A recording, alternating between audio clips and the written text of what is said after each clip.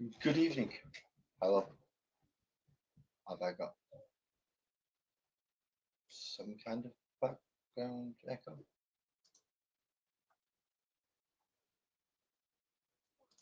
I don't understand why that's happened. Well, anyone who have ever echo, let me know. If not, then I'll change it over. Unless it's because of that. Just bear with me one moment. I will have to go sort my son out some water. Just give me 1 minute.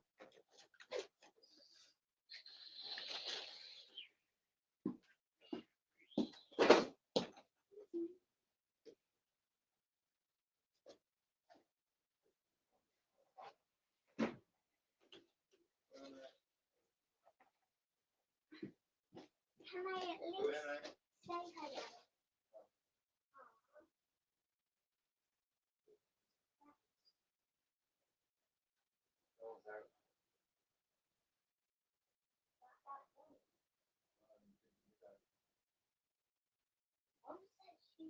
She will be. Oh, where are you going? I wonder what she's doing. Oh, sorry.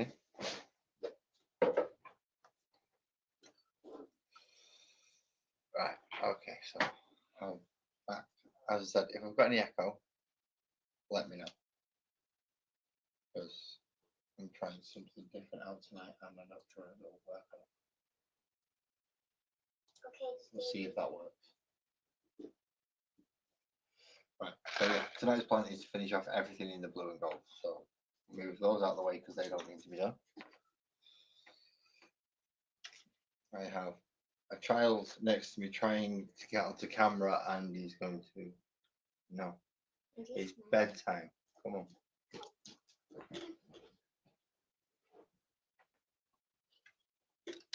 So yeah, everything that's not been done gold and blue so far. I'm going to try and finish off the rest, which is a lot more than I realised. But well, they need doing, and it took a long time to do them. So we'll see. Let's see how well it goes. We'll start with the blue, and it's 2 lords, 2 quick texts, 2 royal wardens, 5 immortals, and then a lot of plasma sites and other things, and reanimators and big creaturey things, and yeah. So 2 of these, which I'm having a quick look over now if they've been done to a sufficient degree to make them stand out. Yeah, there's lots of places that I've got to paint blue. Wonderful.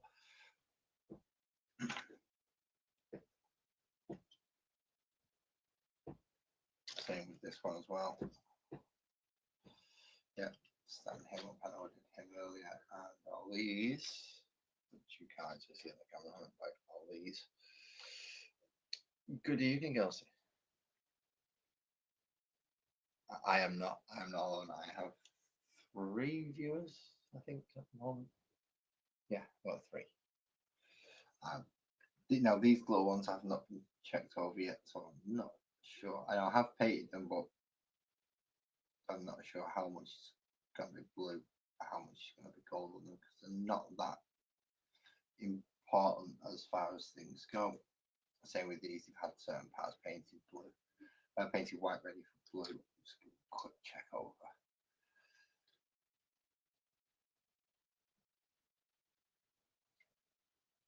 So some of them are going to be really quick and simple. Some of them are going to be a little bit more in depth and tricky.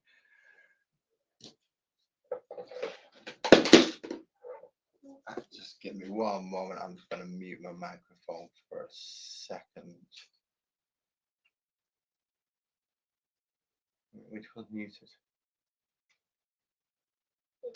Ah, that one's muted, and whereas that one should be the one that's muted, and that's why I was sound issue.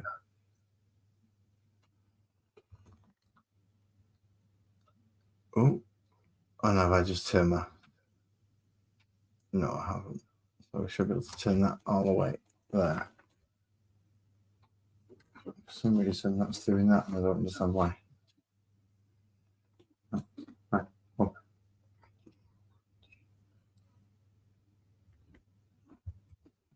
Oh yeah, I'm just gonna mute my mic for one moment.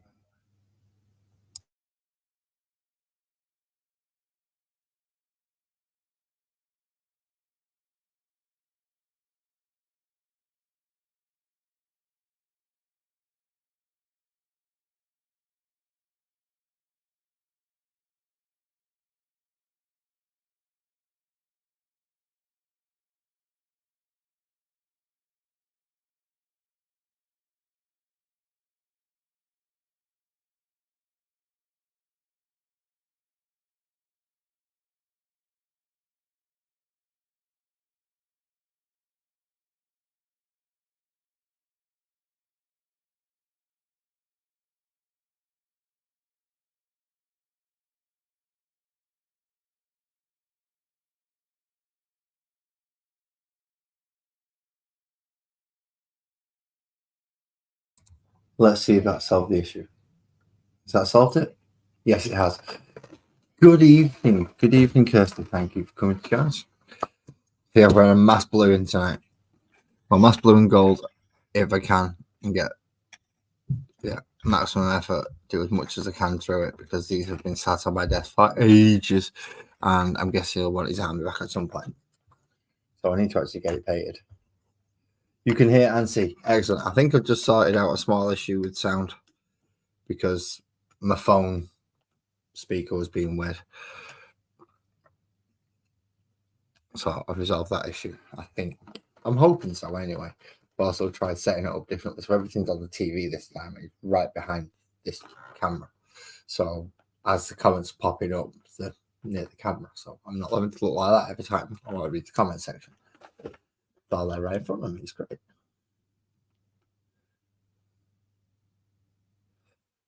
Ooh, you got restaurant pizza. We had pizza tonight as well. Although we had it out because, well, we went for a walk in the woods with the little one and it was tiring and really couldn't bother cooking. So we had it out. We asked for pizza though.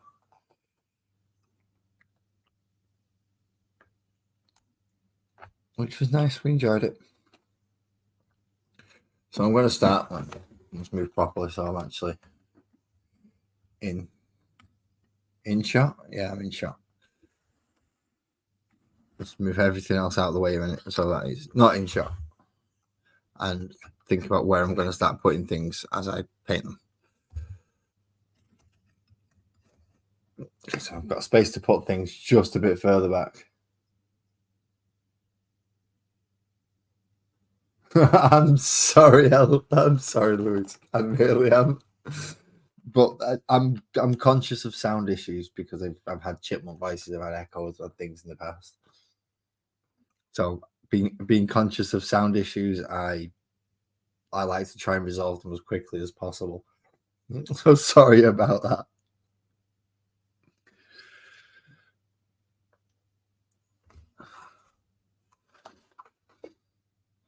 So lots of blue painting tonight. And I don't know how long it's going to be. Hopefully it's not going to be too long because I think I actually have stuff to do tomorrow. In fact, I'm almost certain I've got at least something to do tomorrow. Even if it's just make a phone call. So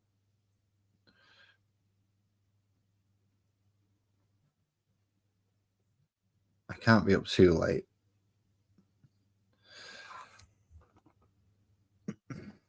But I still have a lot to do, so I should be able to put in a good few hours. Providing maybe I can take a break halfway through in between, something like that, because this really does play a number in your eyes after a while if you're not wearing, well, even if you are wearing magnifying goggles or something to help see the little things.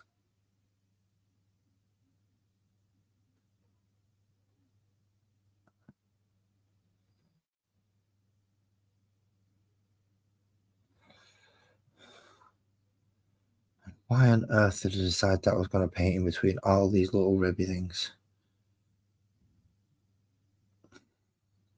What part of me thought that was a good idea? Actually paint all in between all them things. Next time I have a bright idea like that, somebody tell me. Remember the Necrons? Oh yeah, I remember now. Them little nothing units that I decided to paint all in between the spines of just to try and make them stand out a little bit.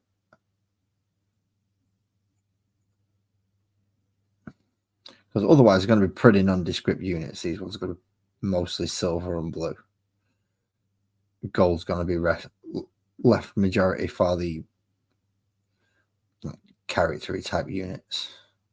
There will be a little bit on it. Say, for instance, the end piece there, or the face piece gold on these, but that'll be about it. There won't be much more than that. Both blue, he's done. Yeah, right. Next, and this is how I'm going to have to approach this. He's done next, he's done next, he's done, and go through it quickly as possible. Which isn't conducive to a live stream.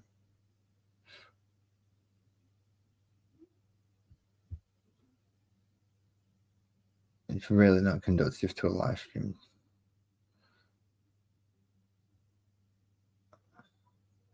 It means I'm not paying attention to the chat. I'm not looking up as much. I'm not obviously engaged with everyone that's coming in.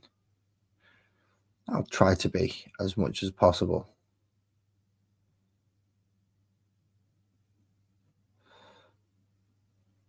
But with going through the effort, going through the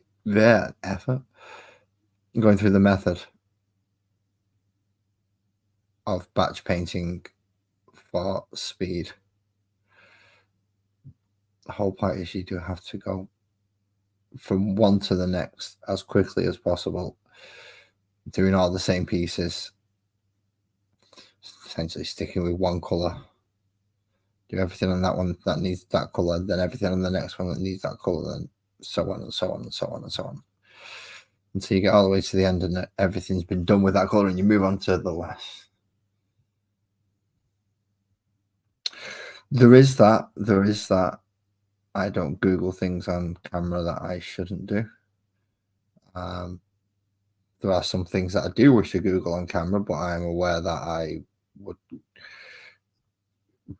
bring about some interest on my channel that, to be quite honest, I could do without the stress. So I'm not going to go search it up. This is supposed to be a way for me to relieve stress and not bring about more of it.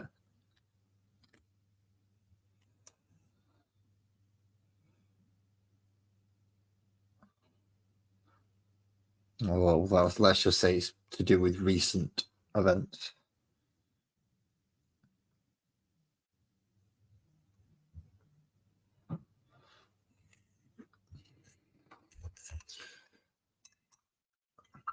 Oh, man.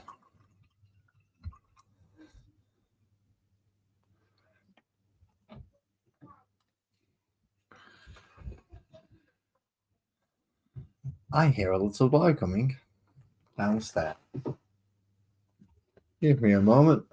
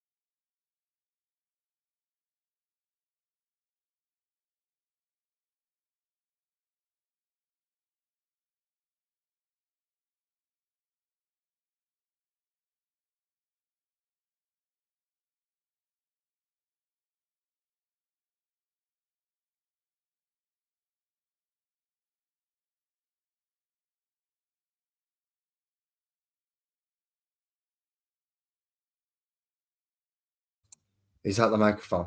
That is the microphone. Right. Okay. So yeah, I found the microphone again, and my son came down to give me a hug, which was very nice of him. Thank you very much. but it is also past his bedtime, and I'm aware of children's tactics to try and stay up past their bedtime. So I'll accept the hug, but he has to go back up.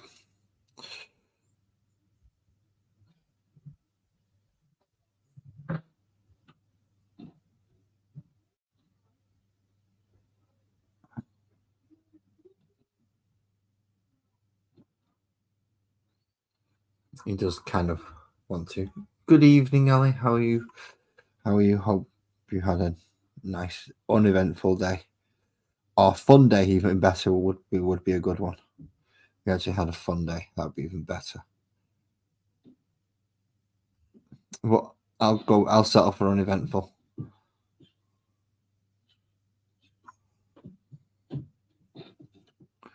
I'll definitely settle for uneventful.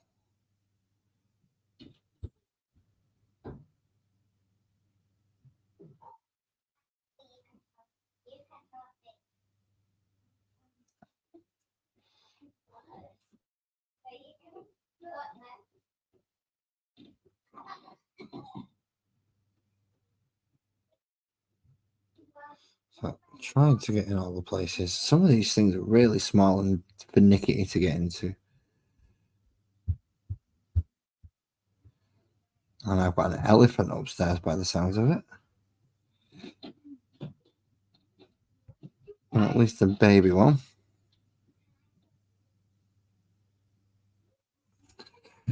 Mrs. Sparkles is currently dealing with the tiny tornado upstairs. It's because I've changed my mount. It's higher now. Yeah, he's currently dealing with the tiny tornado upstairs. He's been down twice already. Even though I'm the only one down here currently doing this, and he knows that.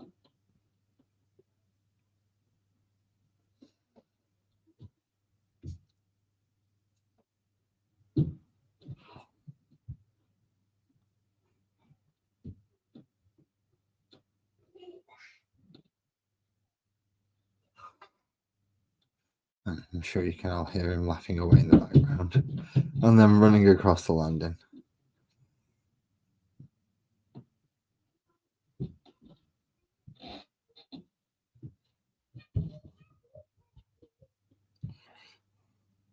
Which means he's either trying to convince her so we can sit in the room and watch this. And then, yes, don't forget about the time, Kirsty, and don't forget about your pizza. Crucial not to forget about those. So he's either trying to convince his mum so he can sit in the room and watch me while I do this because she'll have me on the laptop because she's very nice like that. Or he's just going to be running around copying absolute thing. I do have my cup of tea, Ali. Thank you very much. I do. That's those three done for the blue. Oh, a cup of tea is really nice. Now, before the stream, I did have to go through quite a lot of the other ones, particularly the Immortals and the Royal Wardens, which essentially is the same model 7 times, but 2 of them have more flashy bits. And I'm going to have some goldy bits. That's going to be it. I'll talk a little bit more about them as I go through them. But yeah, I double check those and a couple of the character type units, the ones that have more blue and gold on them, just to make sure I got everywhere. The one things I did forget to do though were the 2 big things. Now I can already see I've missed the ridges in between on that one and the pipe on that one, so I am going to have to do a little bit of white after these, I think, just to give that a chance to dry before I come round to doing them. Hopefully that won't take too long.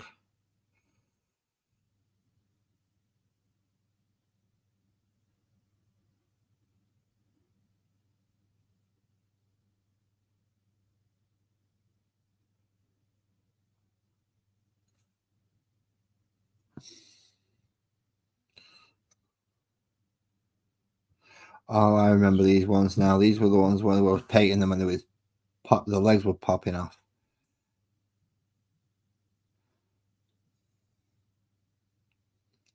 And these are going to have to be double checked later on to make sure that they're standing properly. Luckily, there's not much blue to be done on them.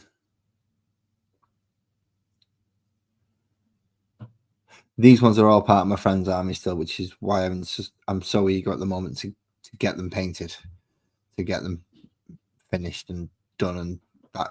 Ta-da! There you go. There you go, mate. There's your army. Painted. Probably see it on eBay a week later.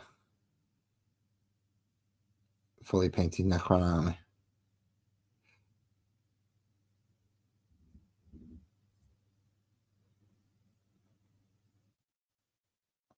Possibly not. It might just see his Tau army on instead.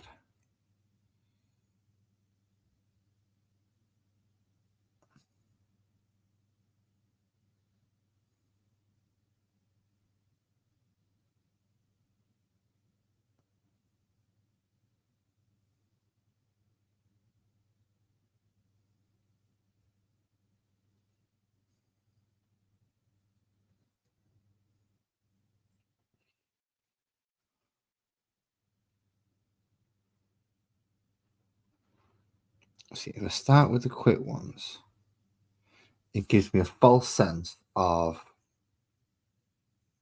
achievement over how many I've got done.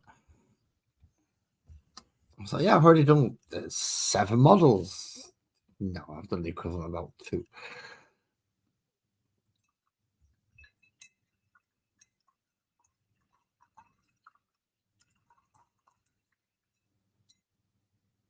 Well, I'm not sure it would advertise me specifically as being the painter.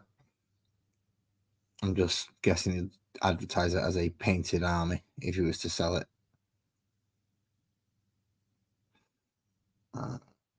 And so having to, yeah, at the moment I'm having to cut the bloody grass every other week at the minute.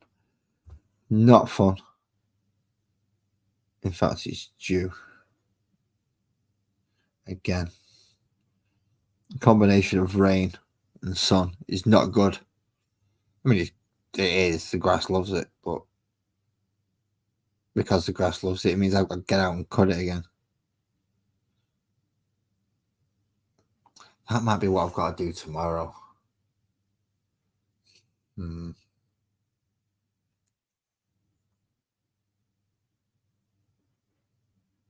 I'll have a look at the weather tomorrow, see what it's like.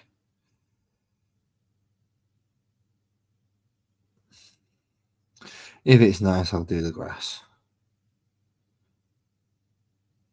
But it should be absolutely bleeding scorching.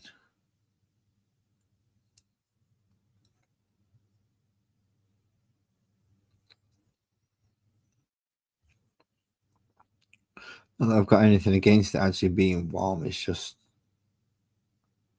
if it's too warm, it's difficult.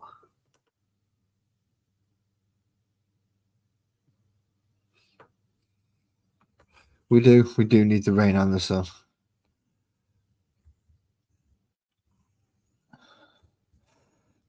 I just wished I'd get it as a more of an even spread rather than what I end up with, which seems to be why it always pisses down on me.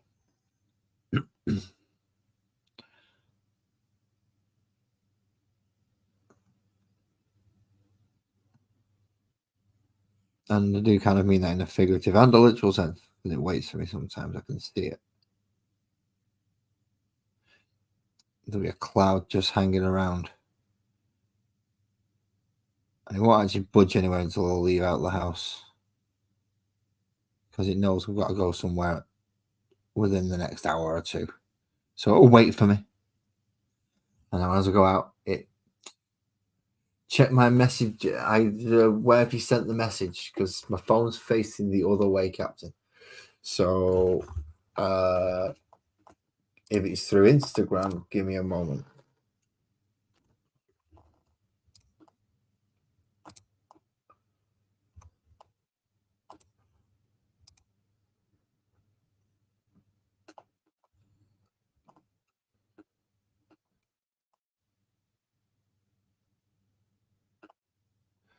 No, I don't see any messages through Instagram.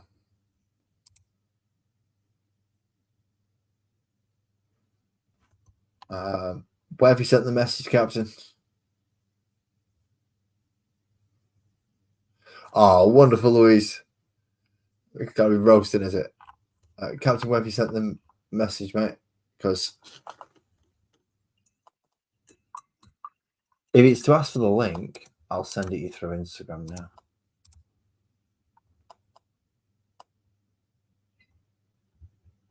There we go.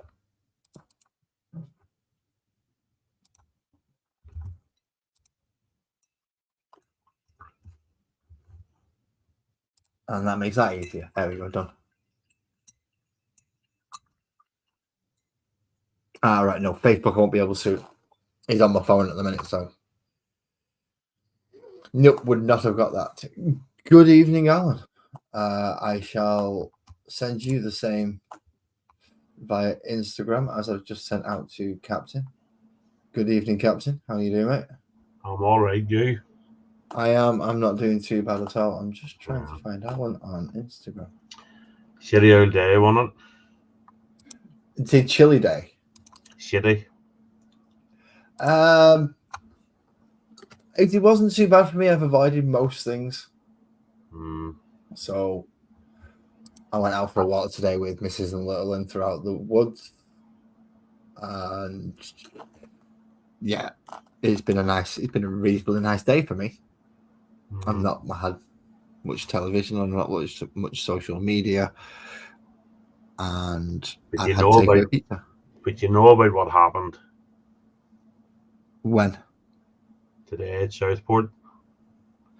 No, that doesn't mean I've not looked at anything today.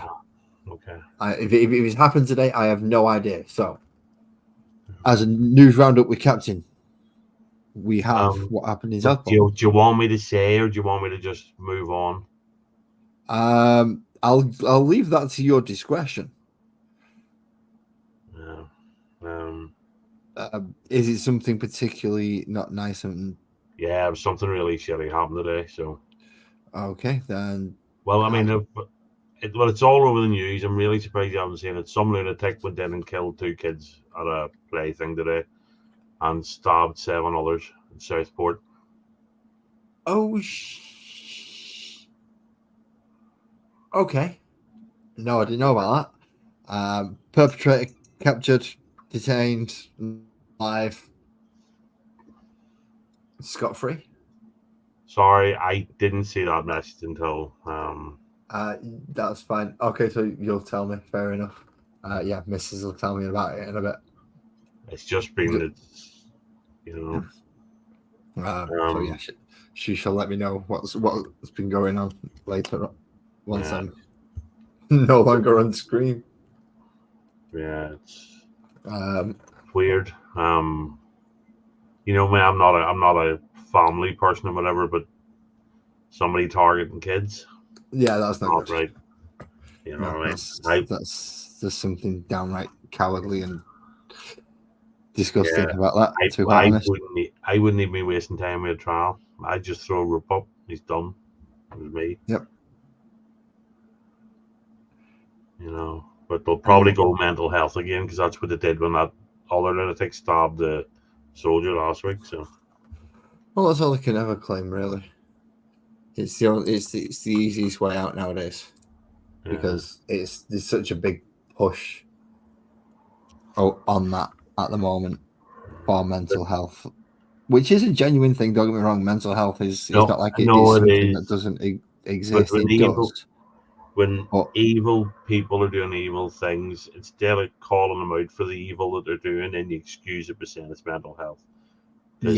There's a big fat fucking elephant in the room, and we all know what it is, but you're not allowed to say it without being. Yes, I understand. You know, you instantly become part of that list. I don't want to be getting your channel and bother, so yeah, well, there's a reason why there's certain things that I want to look into. I would like to look into right now because I only found out about it earlier on today. I was listening earlier while I was just doing stuff, and to be honest, I thought the way you were talking, you'd heard about it. That's why. talk about things from a couple of days ago. Right. We'll see. More down south related Right. to than here. And I don't necessarily mean crossing water, I do mean within the British Isles. Yeah. I wouldn't. I honestly, I genuinely thought you were talking about it, so otherwise I wouldn't have mentioned it. You know. No, I wasn't aware that happened today. That's a bit of a oh shit. So here you go, lads. While you concentrate on trying to paint really tiny things, there's some news for you. Just to throw you a little bit of an extra loop there. I know. No. Cheers, man. No, I did buy. I know I've said hello in the chat, but I'm gonna go through your comments and just so I'm as well. Okay. So I don't know that name, so hello, Elsie. Yeah, Louise is another name that you could call Elsie. Okay, I'll never remember that. Yeah, I know. I very rarely remember most people's. I do find it weird now because Joey talked me into getting onto Facebook, so my real name's on it, and I'm so used to everybody calling me Captain. And to be honest, I prefer being called Captain than Trevor. You know, so yes. My name, I keep it. I kept it off YouTube because of obviously the very nature of the initial time I went on was like, okay, I'm saying some stuff that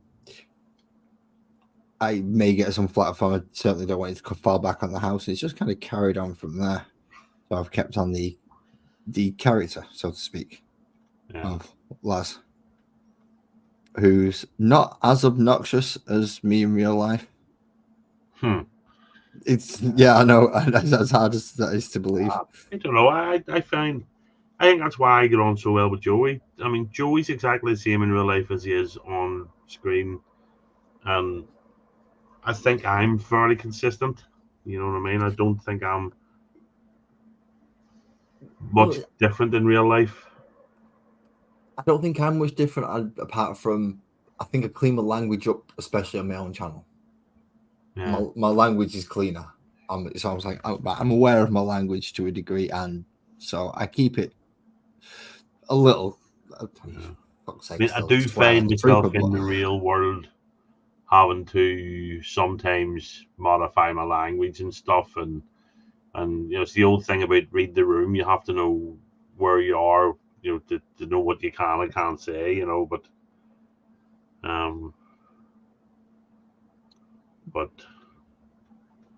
rather, I'll although, in past thing is, I won't shy away from political conversations should one come up though.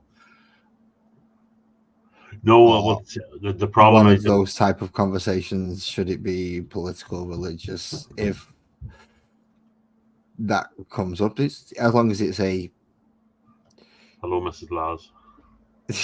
As long as it's a nice conversation. The thing is, I try not to in work because I'd veer into the fucking, you know, into the pit that gets me in trouble fairly quickly because, you know, I'm not renowned for politically correct, so that's why more often than not I just try not to talk about stuff like that one-on-one with somebody I know. Okay, but for the world to sit there and go, and I don't fancy being labeled Hugo Boss wannabe number 101. Well, honestly, I don't give a fuck about the label. I just don't want to get sacked. That's all. I don't give a fuck. People can call me fucking right wing, far right, you know, alt right, whatever they want. I don't care. I just don't want to lose my job over saying something. No, Ali, not at all. Can't do it. Too stupid. You know. You've not picked up your guitar either. I've tried to try it. Well, for one thing, I've literally have about an hour at night sort of free, and recently I've been on the music. I've been downloading music. We listen to a lot of country and western actually. Download music, listen to, or I'm trying to read more. Started when I was over on the boat way over to get the dog. I took Day of the Triffids with me and I started reading it the boat the way over. And it Oh, starts nice. really well. And I have to get, because I read the War of the Worlds before. The War of the Worlds book is awesome. And so, As opposed to the audio. yeah. Well, Jeff Wayne's is brilliant. Love Jeff Wayne's the musical War of the Worlds. You know. Oh, there's Alan back. Good evening, Hello. Evie. No. How many models am I painting? 1, 2, 3, 7, 8, 9, 10, 11, 12, 13 plus 5 is about 18-ish tonight. Lars, can I invite somebody to join? Depending who is it? But somebody you know and you like, and somebody that does art. Yeah, sure. Well, I presume you like her. Well, it's going to be Angie, I'm assuming. Yeah. So in which case, yes. Active, so of course you can. I think I've sent Alan the. Yes and no to Alan's question. It's some of it's going to be a pain in the ass, like this bit where I've got to paint tiny blue dots. I don't even know if I can see onto what is eventually going to be gold. And some of it's nice and easy, where it's just the majority of the painting I've got to do on it is just blue. The models like this are going to have quite a bit of gold across his chest as well as down his little thingies here, but it's also got little blue dots across it. Thick as fuck, Ollie. I know I am, but who else? No, me, I am. No.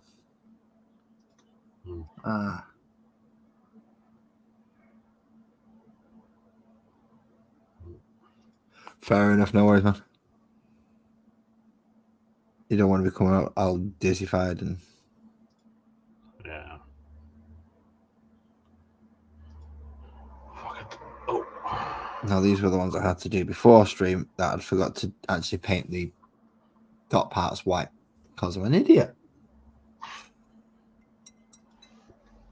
I think this is the only stream where I put about an hour and a half worth of prepping beforehand. I've sent it through Instagram, EB, because that's pretty much all I've got access to at the minute. I can send him it on Twitter if he wants. Or Captain can send it on Twitter. See, I thought you could just access if I was live. I didn't realize I had to send you the link. No, I once I'm in, I'm good to go, but I can't just find where you are. Right, okay. So that's all. And I'm not Alan, it's away to you on Twitter. I think you can use Facebook Messenger now. I'm starting to use that a lot of the time. So I use Facebook Messenger most of the time if I'm messaging people. Yeah. It just seems to be the available one. Yeah. Because I'll be honest, answer to. Yeah, I mean the only person now that I can't get through Twitter or Facebook is BC, so he's really the only reason I'm keeping Instagram. So I need to message BC. Yeah. I've not spoken to him for fucking ages. But then again, I've not spoken to anybody for fucking ages. Yeah. She's not me through the neighbourhood peeing on her bed, but she's only wee. Her bladder's not strong enough, but other than that, she's been pretty good. So. Oh, new puppy. She's adorable, though. I know. It's a family trait. Adorableness. So. Unfortunately, it skipped a generation with me. I was going to say, you can tell she's not your genetics, though, can't you? You have to come back over to the mainland to go. No. Yeah, it's raining here, Ollie. It's just, yeah. Oh. It's bloody roasting over here. There's JV. Yeah, it is Good warm. evening, I'm going to open the window in a wee minute. So. And we have Alan in the basement. Oh, I didn't even see him. How you doing? He just pops up. How you doing, man? Wow. Now you are up. You should be able to. Can you hear? Can you speak? EB, say something, man. Right, okay. We have a silent eclectic bed tonight. All right, there's that. No, we do have sound. How you There we doing, go. mate? Okay. There we go. I had to take it for whatever reason. I'm logged out of StreamYard, so I had to take a log back, or at least take and redo my settings stuff. How's everything going? Not too bad. Not too bad. As I was saying to Captain earlier, I pretty much spent today with Mrs. and Little and out in the woods, just enjoying the sun, enjoying the not being around anything electronic for a bit. And I missed some news, which I will check out later. Oh, what happened? And something bad in an area not too far from me, involving children. So yeah, not good. But I'll investigate what actually happened later on, so I can get a proper story on it. Either way, I'm my family. Yeah, families that I happen to feel sorry for them and wish it didn't. But yeah, I provided all that because I didn't know about it until Captain came up and mentioned it, and it was only a fleeting mention. I swear to God, I thought you'd been talking about it. So no. I was on about the essentially Trafalgar Square a few days ago with the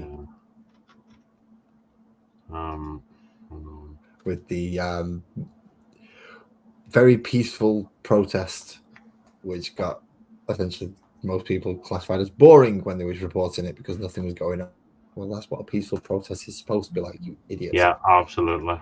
That went well considering. So it did. That went very well. Although there is obviously certain people that have court pendings now because of it. Yeah.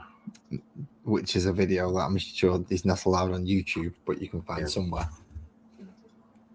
I don't know how it is there. I'll put a link in the private chat if you want to copy that and look it up in your browser if you want to know what we're talking about. I gotcha. Just don't want to talk about it again. Well, yeah. Not on lads anyway. It's just horrible. Oh, right. Anyway, you were saying you don't know how it is over here, but yeah, I don't know how it is over there. Whenever protests happen, but about the last about 12 years over here, whenever protests happen, they're no longer peaceable. There's always some form of violence or, stuff being burned down. It seems to be the status quo around here these days. Well, there was at least for one side of things. There was a big rally to segment of had called Reclaim the Kingdom here. There's a lot of guys. Suppose you'd consider them conservative, far right, whatever, but well, this one was families. There was lots of families. But that's how the media labels them. But they had there was 50,000 plus in London. Completely peaceful, respectful. Mixed crowd. There was Irish, Welsh, Scotch, Northern Irish, English. There was blacks. There was whites. There was Sikhs and all at it. They sung Land of Hope and Glory. They waved the flag about. They had some speeches, and everybody went home. And that's now considered far right. So nothing like the demonstration that took and got some of y'all's cops beat the shit out of. Yeah. No, complete opposite. In fact, there was hardly any litter on the floor or anything. They cleaned up after themselves, and it was. Yeah, that's true. They even had squads at the end clean up their rubbish. So, not yet, Ali. It's still sitting there on the shelf. Honestly, I have another drink. I'm genuinely after the day. I'm thinking about pouring myself a whiskey. I'm having a drink since the weekend before last. Oh, you can go longer than that. I had 2 whiskeys not the weekend, not the last couple of days, but the weekend before. I had 2 whiskeys the whole weekend. I don't drink millions. I really don't. I've still got a bottle of gin sat in the fridge from Christmas.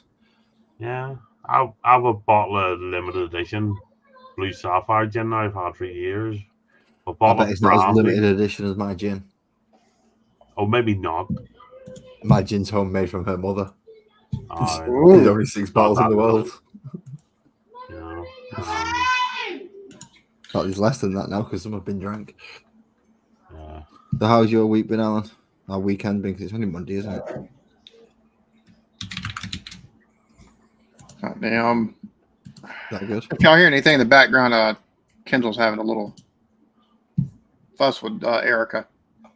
Funny enough, that's how my stream started. Little and have been down here and having a little bit of it. Oh, you're live, are you? I want to be involved. Good evening, Mick. Good evening. That's what I had to deal with him. Mick. Mad Cheers, Mick. Mick. How many have we got up? 1, 2, 3, Oh, 4, fella. 5 up at the moment. So No. we're all right. We're all right. No, I never like tea. Coffee I can't stand. I love the smell of coffee brewing, but don't like the drink it, don't like the taste. The smell I love. No, I'll drink either. But I find it easier to drink coffee cold than it is to drink tea cold. Much easier. Think about who's typing like at that speed is certainly not me. Yeah, I sort of was. I want to do something while I don't put my computer on that often these days because I'm not on YouTube much, so I don't. But I had an idea for something stupid earlier. You have an idea for something stupid? Never. I know. All the humanity, and I just want to. I say something stupid. It's really just to take the piss out of somebody, and I've been thinking about it all day, and I need to. I'm just now sitting in front of the computer. I'm not quite sure what to do. So Right, if it is a mutual friend and it is in jest, then please do share. no, because but yeah, it's a mutual friend, but it's sort of but you never know. Sorry, I was going to respond to a comment on YouTube from the video earlier, and somebody, oh, I'm tired of your high and mighty attitude. I'm unsubscribing. And your fucking point. What the fuck? It's my opinion. It's my reaction. No, that's the whole point. As on that the movie, The Bridge on the over the river, Bridge on the River Kwai. Yeah. And the British officer and his fucking, I'm like, number one, this is not a very factual representation of the way the POWs were treated, because most of the Japanese, if that would have been real life, that British colonel would have attacked and acted like that, and he'd have been fucking killed, him and his men. And then the other men in that fucking camp would have been beaten 3 times as hard or worked 3 times as hard. History bears that fuck out. So you're high and mighty at it. No, it's just common fucking sense, dude. Principles are one thing, but whenever they put other people in danger, maybe you need to stop looking out for only yourself with that principle. Just saying. And there's the fact that it was fucking Hollywood. They dramatized everything. Although was that Hollywood or was that actually it is a fantastic movie. It is. Oh, it is. Oh, it is. And Alec Guinness, or Sir Alec Guinness as he became, was just different class. Back when people had to act rather than just be, movie stars. But the thing about the comments, I'm not putting much out anymore, but I've still a couple of shorts to do really well. And my ACDC ones get I haven't even checked in a while, but 700,000 plus views. And every now and again you get somebody, but that's a stupid question, and I've just got to the point now, well, don't fucking answer it, just go away. I'm done just being being diplomatic. Just for the most part, I've stopped answering a lot of just heart it and move on. Yeah, exactly. Heart it and move on. That one, I was like, you're gonna wait, so you're gonna tell me you're unsubscribing because I have a high and mighty attitude from watching and you're gonna unsubscribe over that. So I responded with "and?" and that was it. I hearted the comment, but it's like every so often you're like, wait, really? All right, cool, whatever. And just be a little bit snarky because I'll still like to have fun in the comments. See, both of you are lucky enough. You get comments. You all get comments. My comments all come during the live stream. I never get anything really afterwards, except for Ali, of course, who I think is the only person on this planet who watches my live streams after the fact, which is the most peculiar torture I can think of somebody doing for themselves. But You do you, Ali. Yeah, I don't get comments on my videos, so I don't deal with that crap often. It's great. It is absolutely brilliant. So when I do get a comment, it's genuinely, as I said, off Ali. So yeah, I'll heart it. I'll respond. Yes, That's- I agree. I watched it at least 3 times. It is Jack O'Connell was brilliant in it. Such a good movie, and it is as accurate as any sort of Hollywood movie is, but it's considered, because when I watch stuff based on true story, I tend to Google it after the fact and go, how accurate was that? And it's brilliant. It's again, wow, an accurate true story. Well, wait. Squirrel quit YouTube? What? Who said what now? Mick T said, sad to see Squirrel quit YouTube. Do what? I thought there was a post on today saying he was back on the grind. His little picture of something his boss sent him with a squirrel on it, and yeah, that's news to me. When's he leaving YouTube? When was he leaving YouTube? When did that happen? That's kind of what I'm trying to figure out. That's well, he hasn't put it on Facebook and he hasn't put it on YouTube, so yeah, that's. Are you giving us misinformation, Mick? what I was about to say, because his thing, back to the grind, went to see the boss this morning, gave me this, if you know, you know, and it's a squirrel on leaves. Yeah.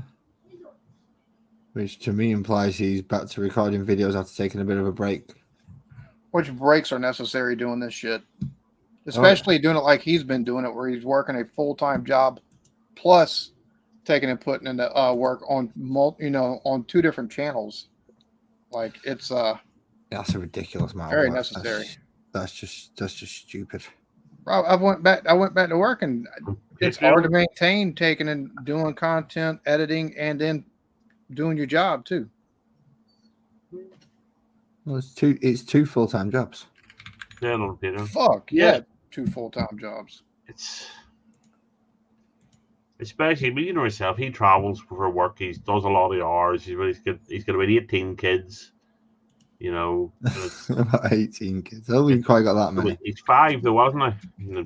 He's getting up to the. He's got 1 or 2, yeah. He's got a full 5-a-side football team. Fair So and that's a lot of work. And then so we used to see we was getting 3 or 4 hours now to sleep. Sleep at night because he was up editing videos and all. It's like, yeah, dude, take a break. You can get some sleep, get some rest, recharge the batteries. Yeah, because it's not healthy. No, it really certainly isn't. not good for your health when you're getting a few hours sleep a night and working that much. I understand that he's doing it for a couple of reasons. I'm guessing he's still doing it because he enjoys it, and it also brings in some additional income on top of his normal wage. Yeah,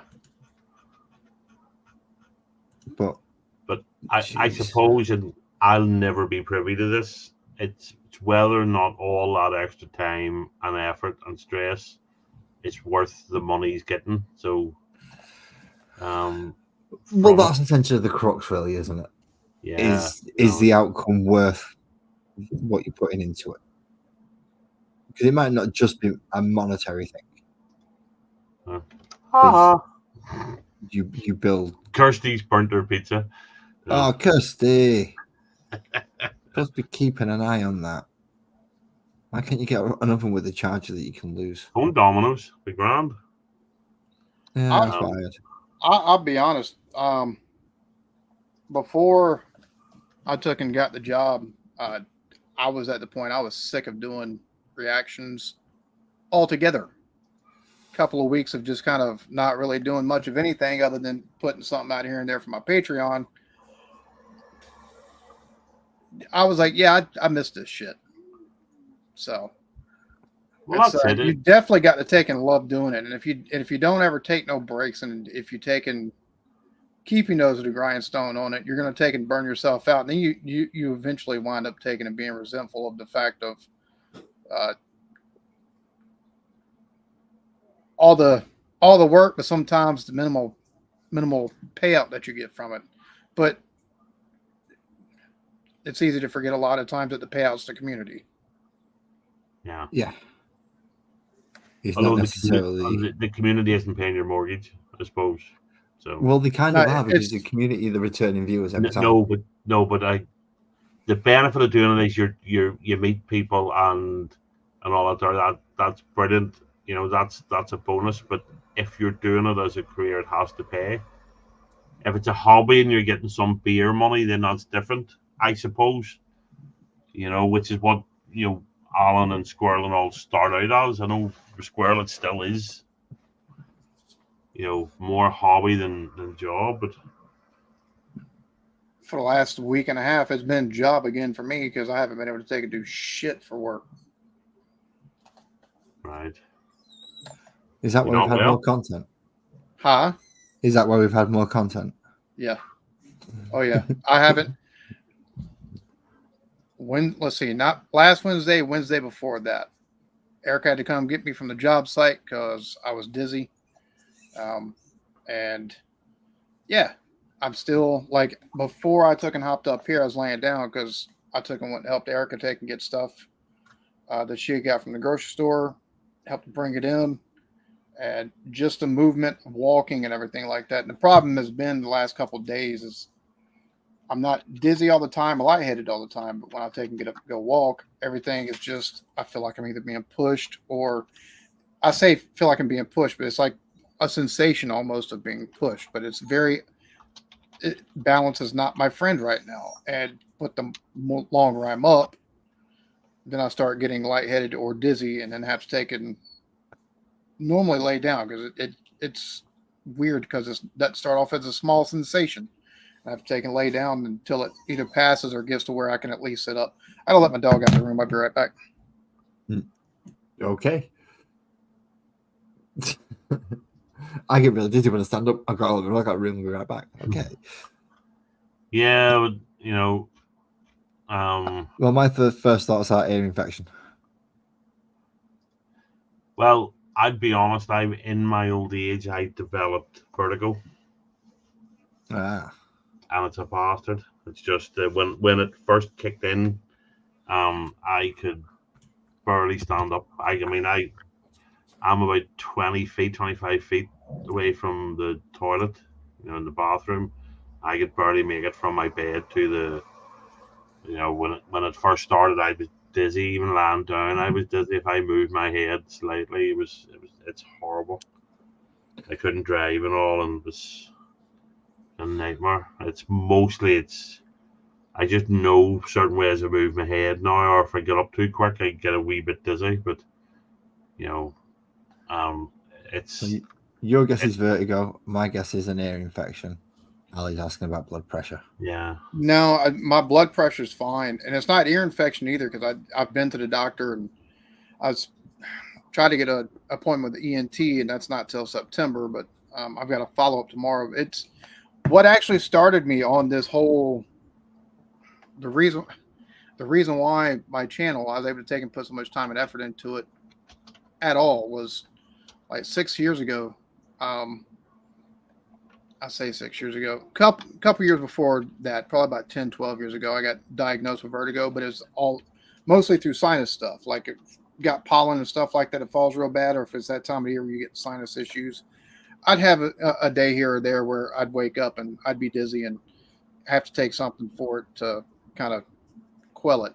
About 6 years ago, I was taking and working for a company doing the underground utility location. I was on the way from one ticket. I just took and closed it out. I'm driving, and it's like everything just started to. I was like, "That's not." I was able to take, and luckily, I was close enough to the hospital. I stopped at the ER. Like I was able to pull myself into the ER. I called my wife, called my boss. I was like, "Something's not right." We got seen. Got diagnosed with vestibular neuritis. That lasted for about 6 months. Normally, it lasts 3 to 4 weeks for most folks, and you might take and get recurring symptoms here or there, or advanced diagnosis possibly later on down the road. But most people, it clears up after about a week or so, or even a couple of days. This lasted 6 months. Oh, fucking So lovely. I put the time and effort into YouTube because wifey had to go to work. I'm stuck at home. I want to contribute. I like doing my YouTube stuff, so I started putting time and effort into YouTube. And in between that time till I had to take and get the job, I'd have a day or two here or there where I'd take and be dizzy or lightheaded, have to take antivert or something like that to kind of get rid of it. And about 3 weeks into this job, wife had to come get me because I was taking it actually on a roller. I'm taking it going in reverse, trying to take and watch my tire go into the tire tracks so I can get a smooth, make it look smooth as after I get off that piece of roadway. And it's like everything my eyes wanted to cross, everything wanted to start spinning. They put me on antivert. I was out for, let's see, Thursday. I was on a Thursday. I missed that Friday. I was back on Monday. And I've had 2 times since then where I've had headaches with dizziness. But Wednesday before last, the same thing, backing up. It's like my eyes wanted to cross, everything wanted to spin. And it's just since that day, it's not been good. It's luckily for the most part, the last couple of days, unless I get up to go walk from here to get a drink and then maybe fix myself something to eat in the kitchen or something like that, I get that unbalance. I get that feeling of unbalance, and then I get feeling dizzy or lightheaded. And the first thing the doctor asked me when I went and seen him, what, last or Friday before last was, or Thursday before last, was whether or not I had any ear loss or ringing in the ear. Which I'm like, yeah, I just about keep ringing in the ear these days. I was like, it's either this ear or it'll take and be this ear. But a lot of times it's both ears. He's like, you experience any hearing loss? I'm like, well, I'm fucking older, so I mean, I haven't been tested for that for a bit, but I'm pretty sure because my wife is like, you're deaf as fuck. So, and he's like, we might have to take and test you for Meniere's. I'm like, well, fuck, that wouldn't be good. No, but well, Allison, I don't know about meds triggering. Like, I don't take meds. Like, I hate using pharmaceutical stuff. I hate it, absolutely hate it, and I don't like the fact that I've been having to take prednisone for the last week or so since I went to the doctor. And I'm almost done with that, thankfully. And I've got a nasal spray that I've got to take and do as well. And I hate that. And they haven't really helped at all either. in fairness, I wouldn't have much confidence in the United States health system either. They seem to like pumping you full of all sorts of weird stuff over there. It's like, hey, try this. Hey, try this. Hey, try this. I think the thing with the prednisone and the nasal spray is supposed to help open up the tube between the nose and the ear. And I think this is supposed to help with the prednisone is supposed to help with that as well, but it really hasn't. No, I don't mind at all, Allison and Kirsty. As far as being diagnosed, no, I haven't been diagnosed with any kind of epilepsy because there's no like seizures or anything. No seizures, so, no blacking out. No blacking out or anything like that. But it's like I wouldn't wish this on nothing but my worst enemies. Like seriously, like nobody should have to go through this unless you're an absolute shit person. So, and I say that tongue in cheek, kind of. Yeah. It's a shit thing to go through for anybody. Yes. So that was a conversation me and the wife had to have again last night. She's like, "What if you can't go back? If I can't go back to work, if I was to take and get, if it is something like Meniere's, at least on the, as much as I hate to say this, the only positive side to Meniere's would be it's one of the top 20 things that you can actually get disability for here in the U.S. So that would open up medical stuff that I don't currently have access to with a job it would probably be better than actually having insurance. So that'd be Yeah. the only like upside of that. That and some income to where then I'd have to take and watch how much I make on YouTube per month. But outside of that, still, like that's not copacetic either. You know what I'm saying? You'd So- rather not do it if Yeah, it's all possible. Yeah, exactly. So I understand that one because I'm actually in that's pretty much the position I'm in at the moment. I'd rather not be off work and sat around doing nothing most of the days. I'd rather be back into work, but no, they won't let me. So I have to resort to the only methods left to me. I didn't realize there's forms of epilepsy where you didn't have shaking and stuff like that. Oh, mine's classified as a non-epileptic attack disorder, where I Oh. lock up. There are lots of things that are similar to it that they have assigned, and essentially they prescribe you the same type of drugs anyway. That's But the- exactly what it is, Allison, not knowing what's causing it. Yeah. Because now I'm stuck in limit. I will say this. I'm thankful I started my Patreon. I wish I'd have done it sooner, but I'm thankful I started my Patreon almost 8 or so months ago now. Because I'm not gonna have a paycheck this week. But the first is 2 days from now. I just was able to take it because last week and a half I've had so many people join the Patreon, the paid side of things, that I'll at least have almost $300 come Thursday once I'm able to take and pull the full amount out, and today so we could take and get some more groceries and some gas in the vehicle so I got to take and go to the job site tomorrow to get paperwork and stuff like that, so they can be like, all right, once you can go back to work, come back to work, what can you do? That kind of thing, and also go to the doctor and stuff. I had $70, almost $80 available. I was able to take and pull that. So that's one upside of taking to do with the content creation and having stuff like Patreon. Because if not, like we'd be fucked this week horribly. just giving you that small little, oh my god, that cushion was so needed all that time.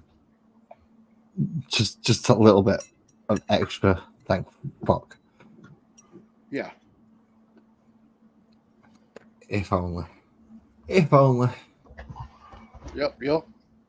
Well, thank you all, 8 people in the chat. I think that's it. I can't see it quite because I've got it on the TV tonight, so it's way over there. I can't see it properly. Yeah, I just remembered hit the like button myself, so 7 likes. Woohoo! Yeah, and that's not artificially inflated by me either, which is a very, very sneaky move. I notice YouTube let you do. You should like your own videos. Well, that's a bit crap, really, isn't it? Still. Yeah, well. Got to get that engagement. Yeah. I'm going to remember to go back in and like it then afterwards. I do know you can watch yourself from multiple devices and it counts. So if you're extremely sad but had enough phones, you can set them all up to watching yourself very, very quietly on headphones and have however many viewers that you have devices. People take and do that on Twitch to take and kind of try to get themselves into, because a lot of folks don't like watching the bigger folks. A lot of folks won't watch somebody with just one, so they'll have 3 or 4 things around the house taking and playing their live stream, and that's how they'll take and bring in more engagement. Ah. Yeah. So it works across other platforms as well. Yep. Sneaky buggers. Sneaky buggers. It's a shame I've only got 2 devices and I use them both for the stream.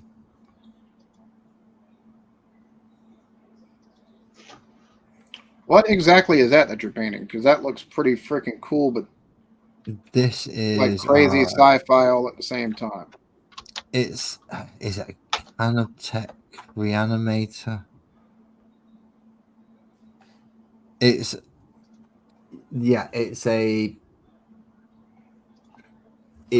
reanimates these things when they die.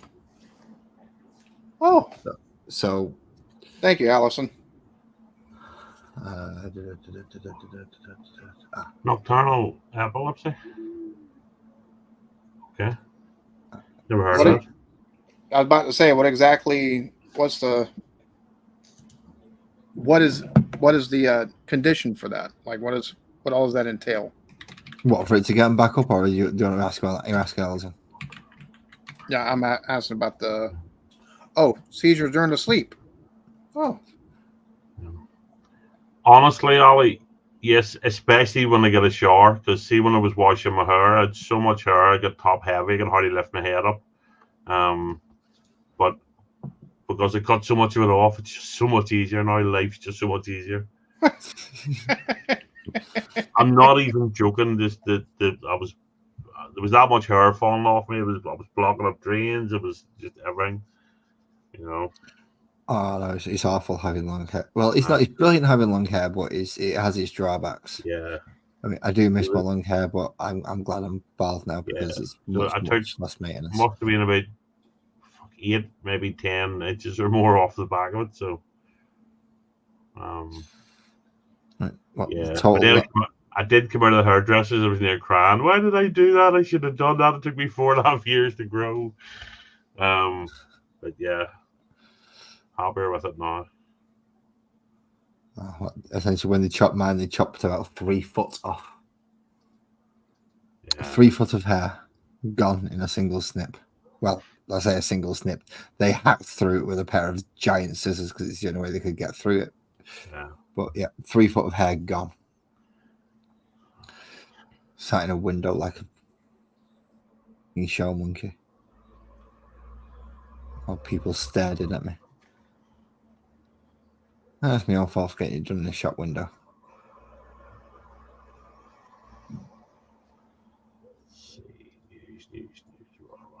Oh, this is taking a lot more blue. This is taking a lot of blue. there seems to be a lot of little. I don't know what those points are. That it looks like joints and stuff that you're painting and wires that you're painting, but there seems to be a lot on that one thing right there. There are on this one because it is a bigger model. So depending on the size of the model and how much I think he wants the model to stand out on the battlefield, depends on how much blue and gold it gets. So for the basic grunt troops, they get very, very little. The ones that I started with don't get much at all. But with these being quite large, monstrous creatures, I want them to stand out a little bit, so they'll get more care, more areas to show where power's running, which will be all the blue areas. They'll also get more highlighted with gold and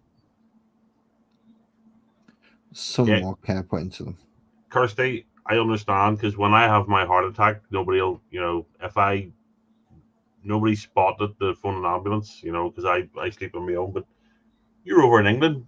I'm sure Mick Tail volunteer to keep you company if you just have to ask. Oh yeah. Mick Tail hop straight on the train down there for you. Yeah. He sat down there. He'll turn up with his bag of gummies. He'll be all right. That's true. Maybe that's the answer. I used to paint some figures. I was really, really bad at it, but I was just trying to, because I played D&D, and I was just painting them to take the rawness off them, and they passed for me, but I was no good at it. My brother was exceptional at it, and he was so good. Mm-hmm. Don't talk to me about D&D characters at the moment. Why is that? That's another reason why I'm trying to get the army painted. Because Sparkles, if you're still in here and listening, has bought herself something for me to paint. And yeah, that's the box of these things. And let's get the biggest one out, shall we? And there it is. That's the biggest one. How in holy hell are you supposed to be painting that shit? See, she's there. She's laughing in the chat. That's the biggest one. Okay, her favorite, or one of her favorites. There you go, Kirsty. There's Mick was listening. He'll fit you in. Is that one? What kind of detail is wanted on these things? The armor, the pouches, the bedrolls, the weapons, the correct cat skin tones. So are you sending those? You sending those to Jessica to do for you? No, no. I don't settle for inferior work. I'm sorry.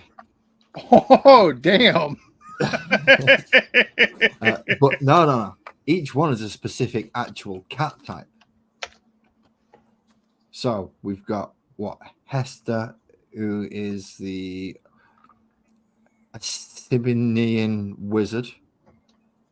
What's written down for that? Which is naturally the Abyssinian is a ginger brown color. So that's what color it's going to be.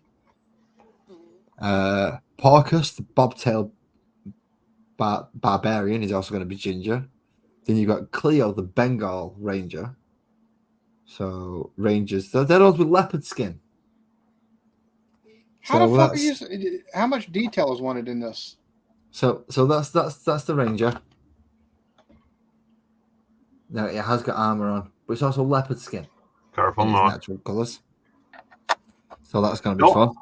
I'll see whenever they get good at it. I mean, you can literally they'll paint the eyeballs, and you'll see the pupil and the iris and all painted in. It's mental.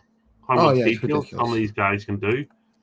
It is ridiculous. I mean, I joke. I don't want to settle for inferior work. Jessica's a good painter. In fairness, I can't really say that. She's not. But I can. If I actually bothered my ass, I could probably do just as well. But my opinion matters more to me than hers does. So yeah. Oh, I have no doubt that you could take if you applied to do it, you could. That's the main thing. I don't actually apply myself to the full extent to do this, which is hence the channel name Lazy Mini Painting. You don't have to do 100%. Everything has to be meticulously perfect, and no, it's just got to look good from 3 foot away. If you're putting it on a table to play a game, you're not sat there under a magnifying glass looking at every single little nook and cranny. Yes, absolutely. I agree with that. And so if it looks good from there, yeah, then it looks good. Oh yeah. I mean, some of the stuff I've seen painted looks like it's more showpiece than actual, like, play piece. Oh yeah, there's some people that go above and beyond what is required for painting a miniature model. And let's face it, that's what it is. It's a miniature model. You don't have to paint it realistic. But there are those people who go to those lengths and undershadow and undertone, and just the way they paint skin on its own is like, jeez. You started with purple and it ended up with somebody's real face. It's just ridiculous when they explain the fact that, well, yeah, your face is purple because of the blood vessels and the muscles underneath, so that's why you start like that. It's like, yeah, fuck off. There's good, and then there's just go away good. And I understand the theories and the principles behind it, but it'll take a lot of practice.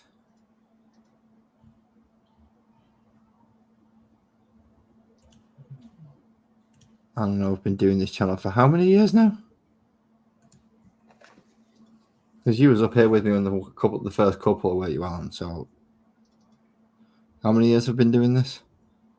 I don't even know. Oh, has it been that bad? Okay, thanks a lot. No, it's just, bro, everything runs together. Like, time for me for the last couple of years has been, like, this year I've been able to take and mark things because I've got a job. Before, yeah, I'm trying to think. It's been, I know, at least 2-3 years. Well, I'm over a year's worth of models and musings. Yeah. With them being a week each.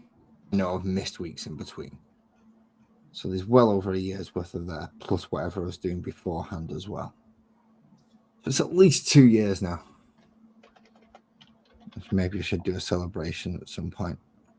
Who knows? Maybe if it hits 200 subscribers, I might do. I'll do another let's wash the brushes and have a chat conversation. Holy shit, that's got a lot of blue on it. Oh, me. I think I might save the other one of them for it in a minute because I don't think I'm ready to do another one, the other one of them just yet. What else have I got left to do? I've got 5, 6, 7, 8, 9 models. Big spiky guy. Why not? Perfect. Destroy a lot. What more do you want? Giant Freddy Krueger hand with what looks to be what equivalent of 2.5 foot, 3 foot long fingers. Yeah. Then a nice 4 foot long solid slab blade. And then a particle disrupting gun. All sat on 3 skittering legs of complete madness and insanity. Don't you just love Warhammer? I still need to go through some of the videos on the Warhammer. I keep meaning to do stuff, but I let other stuff getting in the way of shit. Well, usually what let shit go, mate. Then go down the pan, down into the sewers, let the shit go. Then go on with stuff.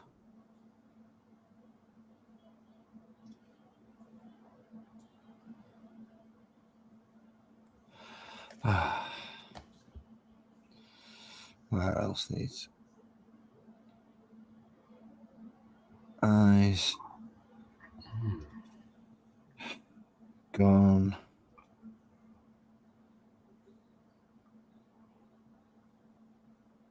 Way too much paint. Have you actually put that model together that I sent you yet? I have not. Not even gonna lie.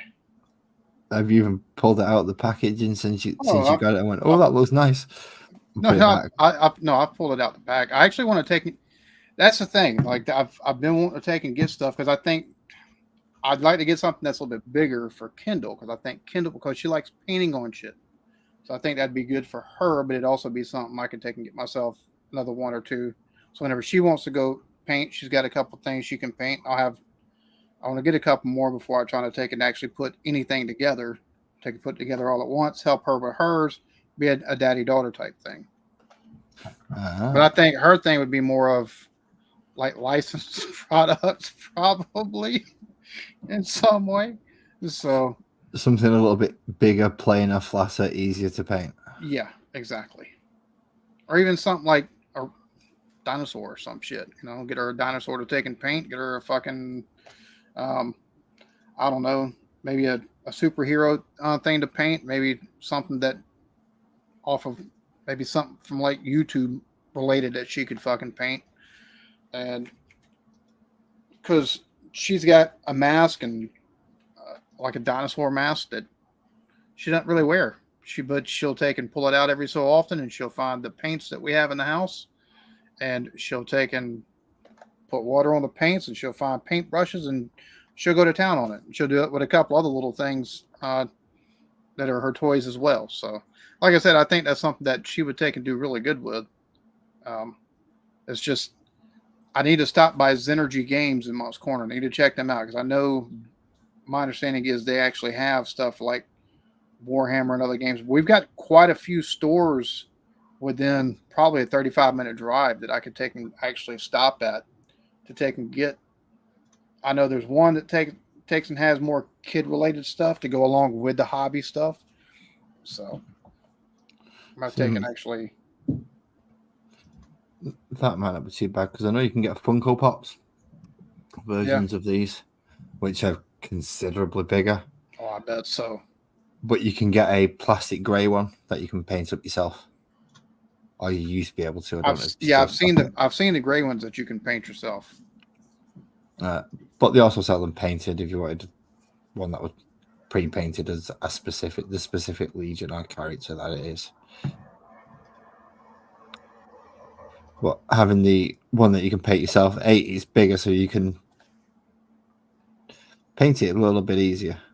You're not looking to get all the rusty, grimy. You can paint it clean. Yeah. You don't have to paint it for a game to try and get it to blend into a battlefield. And poor Captain sat there going, "Well, you two just shut up, you geeky talk." No, you're a D&D. You can't complain. That's one of the other things. I like D&D stuff as well, so I might try to take and get a. I might try to get a couple of different little things. Well, that's the other thing with those little kitty cats. I've now got to try and think of a campaign scenario, something where she can use them. And now, rather than just leave them sat there and not doing anything, I've got to try and figure out a way for her to use them now in a campaign. How the hell do you write a campaign around cats when you don't have any big dog models? Allison, I don't know if she'd like the cardboard houses, but she does love like her toys and stuff like that. How good is she with the glue gun? Mom. How is she with what? How good is she with the glue gun? We've never let her use a glue gun. I don't know. It's Kendall we're talking about here. Oh yeah, sorry. Right, okay, fair enough. Fair enough. Point taken. She'd be done fuss because she accidentally touched the glue, scorched herself, and then would have a meltdown. So yeah, I don't know if that'd be the best course of action. Kendall with the glue gun. But I've got to say, foam core and the foam is apparently much easily available your side of the pond than it is our side of the pond. Yeah. And it is such a brilliant little crafting device and tool to make all sorts of things from. So I was thinking maybe you could just let her loose with a pile of that, cut into blocks and go, right, make yourself a whatever you want. Here you go. Here's some glue. Here's the blocks.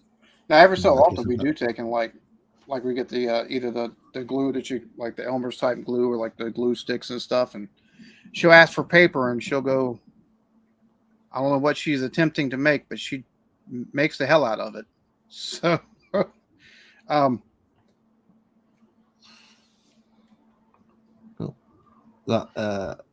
the foam you can essentially cut up into bricks. Not essentially like I did. Yeah. But you would use thicker foam and make more bricks at once. And that's where you go. There you go. There's your bricks, there's your glue. Make whatever you want. See what she makes. Cover it all in Elmer's glue. And then paint it. I didn't even think about that. That's essentially what I did for 2 buildings. How many of you to do, Lars? Say again? How many of you left to paint? Currently, as I'm going, I've nearly finished. I've got 1, 2, 3, 4, 5. This one, 7 more left to do the blue one, and then I've got to start the gold. Okay. So every model you've seen me paint tonight so far, I have 7 more to do, and then I have to start at the beginning again, going over the bits that are going to be gold. And some of them again are going to have more gold on them than others. Allison, she's actually homeschooled, so like that's something that we tried doing, not this past school year because we pulled her out kind of late last school year to take and finish her school in the homeschool. But that's stuff we've done before. Like we've had arts and craft day and stuff like that. Whenever a couple years ago when I took and homeschooled her and her sister. That's something depending on.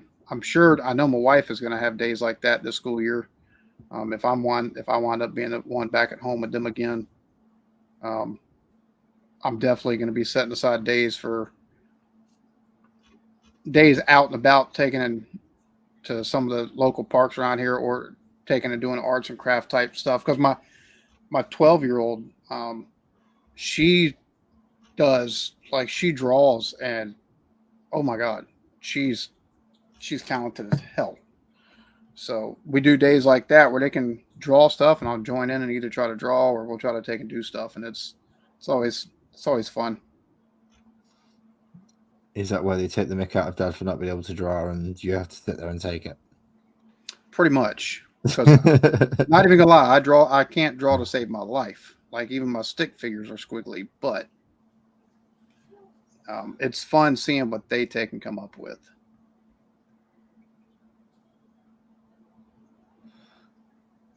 It is. Sometimes it is.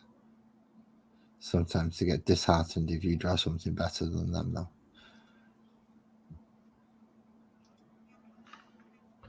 I've just noticed that Funkel's live and Joey's on. And Is it? I maybe we shouldn't say anything, but Funkel managed to get annoyed at JV last night. I couldn't believe it. How do you get annoyed at JV? I know exactly. So Actually, no, actually, it wasn't at JV. Actually, it was annoyed. I think it was just on JV's channel. But no. JV and I were in the chat, and BC peer review stormed off, and Funkel said it was because of JV, and highlighted one of Jeremy's messages. It was pathetic. I've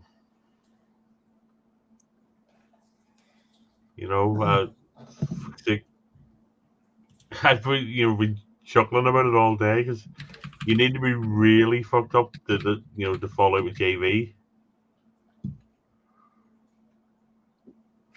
Wait, BC's beer reviews got pissed at JV? Yep. Yeah, he left Funkel's last night, and then Funkel blamed it on JV, because JV made some. Because with BC beer reviews, audio is always terrible. Fucking horrible, yeah. I like BC's a nice cat. BC's he's a nice enough fella, but yeah, you got to do something with that shit. Like, it's. You are aware of whose channel you're on when you say the audio's awful, don't you? My audio's never the best. It's better than BC's, 100%. Really? Yes. Oh shit! Yeah. His must be really bad then. It is. Is that borderline unlistenable? No, honest to God, I because we were joking about it in the chat last night, and what did I say? The French resistance had better audio than BC, and during World War II, and we were joking. We were joking about the thing. JP made some innocuous joke, and he went, "I've never been laughed at so much in my life." And he left. And Angie was like, "What happened there?" And Funkel highlighted a comment with, "Yeah, I think this is what annoyed him." And he highlighted one of JV's comments. Oh well. Yeah. Oh well. Yeah, but look, BC Beer, he might be a really good guy. I don't know, because I've never been able to talk to him. Anytime I see him on a panel, he can't talk. His sound is, so poor. It's one thing that really does drive my nutting, is having bad sound. Yeah, it does come from Chipmunk days, I've got to admit. Yeah. For those of you who remember those days. Do you remember the comedian? Alan, you did the reaction to him recently. I can't remember his name. Was it Norman something, or he did the Norman Collier. Aye, so he was doing It's Like That, only worse. Only Norman Collier's messing about with BC peer reviews is like that, and I don't know him, so I can't say anything. But the problem is, people keep letting him up on panel, and then he ruins everything because he can't hear anything. He gets feedback, and which goes over everybody else's noise, and then when he tries to talk, it doesn't come through. Is this a buy a pair of headphones, dude, and it's resolved the issue? I don't know, but it honestly, in all the time I've been on YouTube, every time he's on, it's the same shit. It's either, in my opinion, it's either like a connectivity issue between bandwidth and trying to take and be on a stream, or it's got to be something to do with his mic. Yeah, but it's something, if you want to be on YouTube, I think you have to fix. I'm not talking about you have to get something professional. No, but you have to get something functional. Yeah. Yeah, absolutely. And you have to be able to tell the difference between somebody having a bit of fun in the chat and somebody being mean. And Jay, there's very few. I wouldn't say no mean bones in JV's body, but there's not many of them. You know, he's one of the nicest people on YouTube, and I know. Yeah, we've also got to remember he's also from the southern part of North America, so there are a couple of bones in him that I'll quite happily pull out a gun and go, "Get off Yeah. my property!" So yeah, I've just read Allison's comment on not sure the way she spelled Jesus. Like all of a sudden in my head, I've got the mom from Dairy Girls. yeah, yeah, you will. From Ali, you will. yeah. He just She spells and writes with an Irish accent, which see is if you like the Irish stuff. One of my favorite films, possibly of all time, is The Commitments. The Commitments. Yeah, it is a fantastic film. But Yeah. just to say, it's a film. It doesn't have a U in it. It's FILM, not FILUM. and it's about an Irish a guy puts together a soul band in Dublin in the 80s, and who was the director? Alan Parker, I think.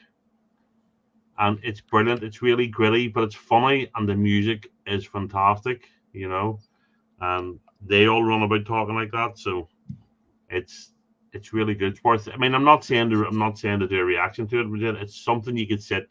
There's a bit of swearing in it. No. See, you can't be telling me that there's a good movie, and I'm not saying for a reaction, no, because you know that's exactly what my head goes to. Like, Well, okay, yes, but it's really good. You could watch the trailer and see if you think you'll like it or not. You know, I've got the two soundtracks. I love what they do. It's all old, like Wilson Pickett songs and all that they cover. Mustang Sally and stuff like And the lead singer, he was a young lad from Belfast. He was only like 17. A boy called Andrew Strong was the lead singer. But it's brilliant. Andrea Corr was in it. Remember the Corrs? Andrea Corr was in it. It's not on Amazon. What the fuck? I had the DVD CD double box set when I had that. There's none. Yeah, there's not an awful lot of people over there would maybe have seen it, Alan. That's the thing. I suppose it was technically a British film. It was British funded, but it was set in Dublin and all Irish. Because put it like this, the people still tour. A lot of the guys from the film tour as The Commitments, doing all the soul numbers. Oh, it was hugely popular. Yeah, it was a big hit, but I mean, not necessarily that side of the pond is the thing. But it's. Oh, I'm guessing it was. I'm guessing it sold well in certain parts of New York. I bet you something like that would be massive in certain parts of New York. Yeah. There's been also deadly. So they keep saying fucking deadly. Yeah. And it's. Yeah, and Belfast's own Andrew Strong. Only a young lad, but what a fucking voice he was just. Oh, he did. He belted out in that film. Oh my god! And on the studio album as well, where he sings as well. It's like Jesus, kid. Absolutely. That's a voice you shouldn't be belting out at your age. Yeah. See, you could try the trailer, Alan, just to see. Just watch the YouTube, the trailer on YouTube and see what you think. You might just look at it and go, no, it's not for me, but it's. I love it. I must have seen it about easy 10 times, and I'm still listening to the soundtracks. There's the 2 albums released from it, and it's just so good. Probably the best way I can think of putting it is if Ken Loach made a musical. That's kind of what it is. If Ken Loach made a musical, what you get? You get The Commitments. All locally sourced actors. But it just popped into my head there because you're laughing at the way Ali wrote Jesus, and crack as well. The way Alison writes crack actually cracks me up a little. But she writes it as Craig. Well, I know there's folks. I know people that talk country as shit and they spell words country as shit, but I think that's the first time. 'Cause like I said, the first thing that popped in my head is the mom from Dairy Girls. Whenever, especially whenever the kids do something stupid, and she has to take and scold them. That or the husband. See, I've noticed. I've noticed the dialect more talking to some of the guys, even to an RW community, some of the difference in the way people speak. JV always says, so instead of saying they were really busy, JV will say they was really busy. Yeah. And I think that's an Arkansas thing. Well, it's certainly a southern thing. So it's they was rather than they were. And you notice stuff like that more. Yeah, well, it's something we've had to get used to, Captain, as we've met more and more Americans, is the bastardization of our language. Yeah. Sorry, Alan, a slide dig, low blow. Sorry, mate. I need to say something. I've been too concentrated on painting. No, it's all right. I figure you just say that because you're cranky because you hadn't had any fucking tea lately. So it's actually the nicotine that's getting to me, not the tea. It's the nicotine levels. Which that movie Bridge on the River Kwai, whenever they're in that meeting, and the colonel's like, "Excuse me, can we take and get some tea?" I had to bust out laughing. That's the most like on the nose British thing I think I've ever seen in a fucking movie to this point. Yeah, we like a brew. We like a brew. I mean, even have you seen the behind the scenes documentary when they was filming? I think it was Alien. Because they filmed it over here, and Ridley Scott first one.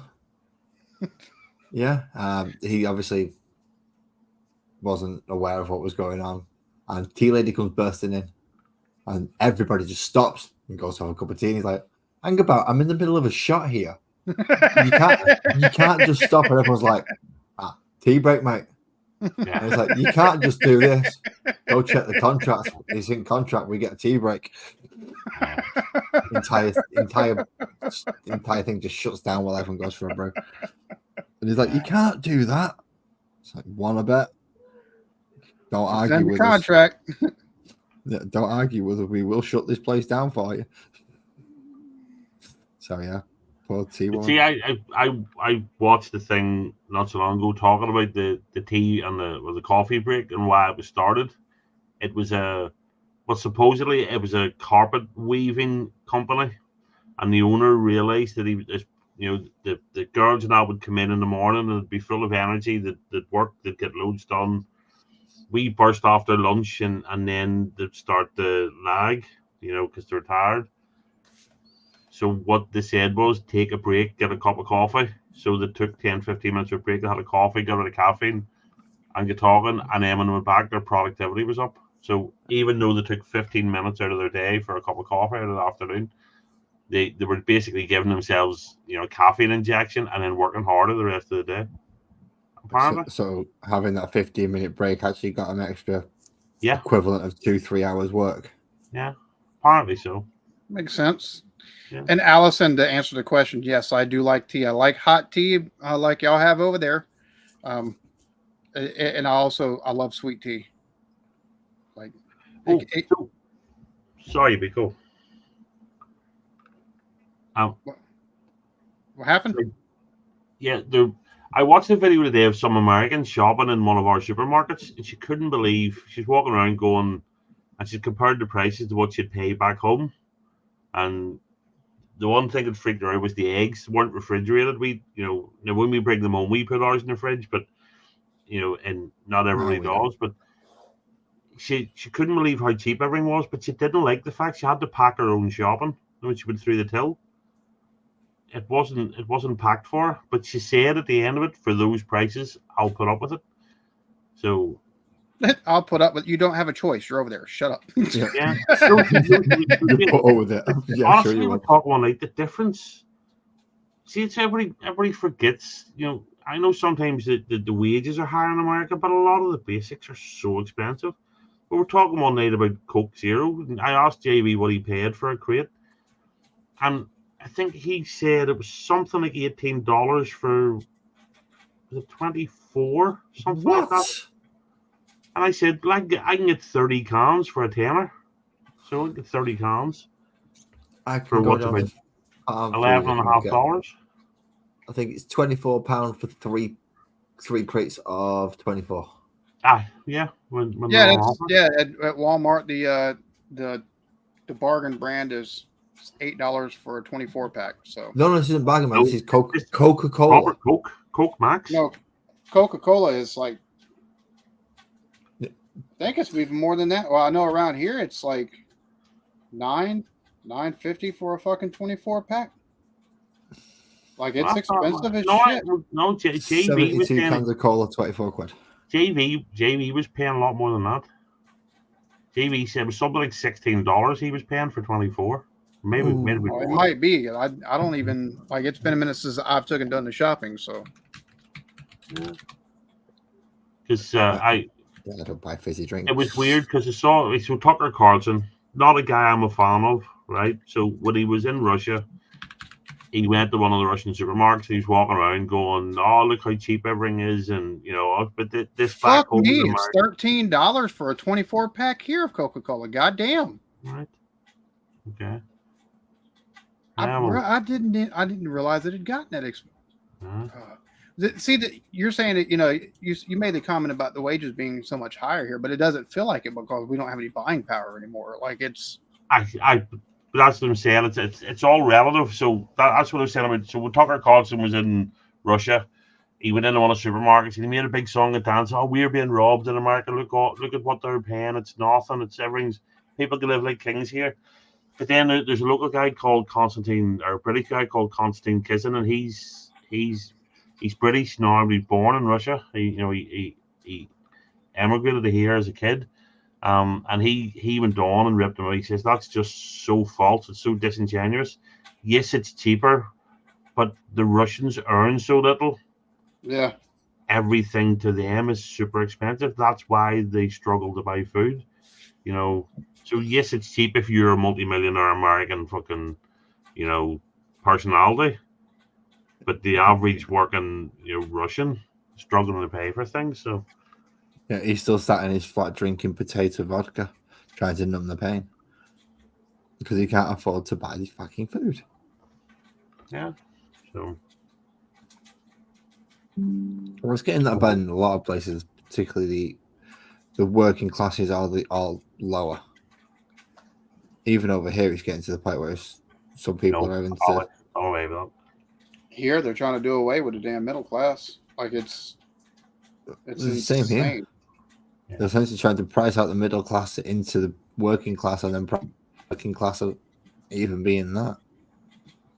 The thing that gets me here is there's so many folks who are like, oh, there's no reason why you should be paying people that work fast food $15 an hour. I'm like, bruh, do you not? I'm like, dude, I could have done the same job whenever I was 18, and I could have afforded at minimum wage an apartment, lights, and food, as well as my gas and insurance. I could have had all that working a full-time job doing what they're doing that's so far beneath you. I understand it's fast food and there's a lot of fuck ups that happen, but the problem is if you don't raise wages, like you already complain about people being on food stamps and stuff like that, you not only would you have a whole lot more people on food stamps, but right, like you got like nobody. Oh, find a better job. Well, who the fuck are you gonna get your hamburger from, you fucktard? Yeah, I know it's nonsense. And the thing is, I'm not a big fan of the minimum wage. I think it's damaged us over here as well because people. I mean, I understand people need a certain level to live, but what it meant was skilled workers' wages didn't go up, and all the idiots can barely tie their own shoelaces got a big pay rise, and the gap between the two just. So somebody with experience and knowledge and ability, their wage, and then all that happens is, yourself, if you have to double your wages at McDonald's for your staff, what is the first thing you do? You put your prices up. Yep.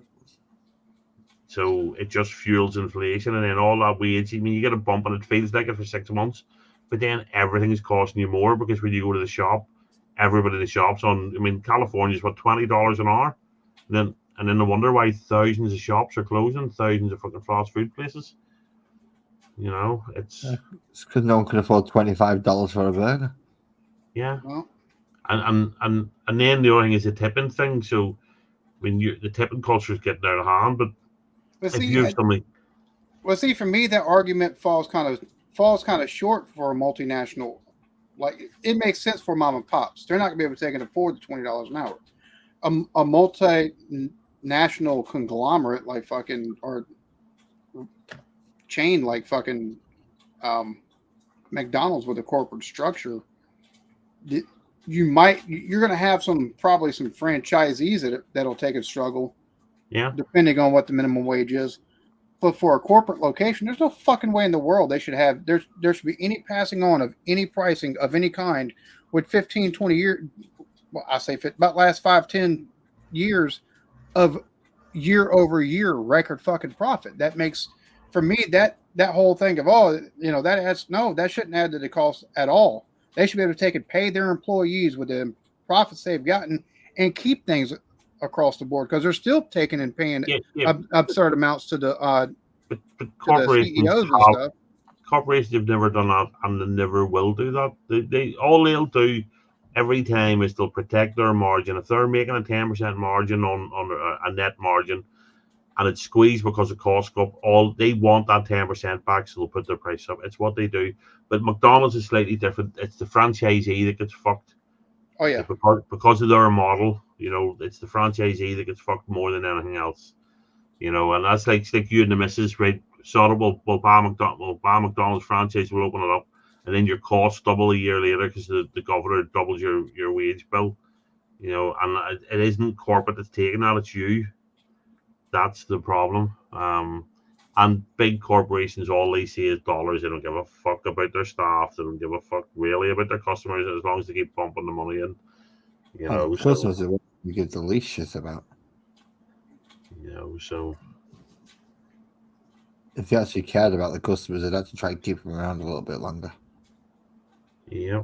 Well, Because I do know the corporations also the problem for them, like you said, the profit margin. Also, you got the most of them are publicly traded, so they've also got shareholders and stuff like that. They got to take and return dividends on and stuff like that. So,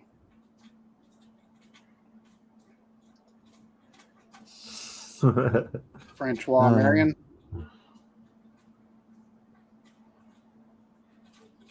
Bonjour. Evening, Francois.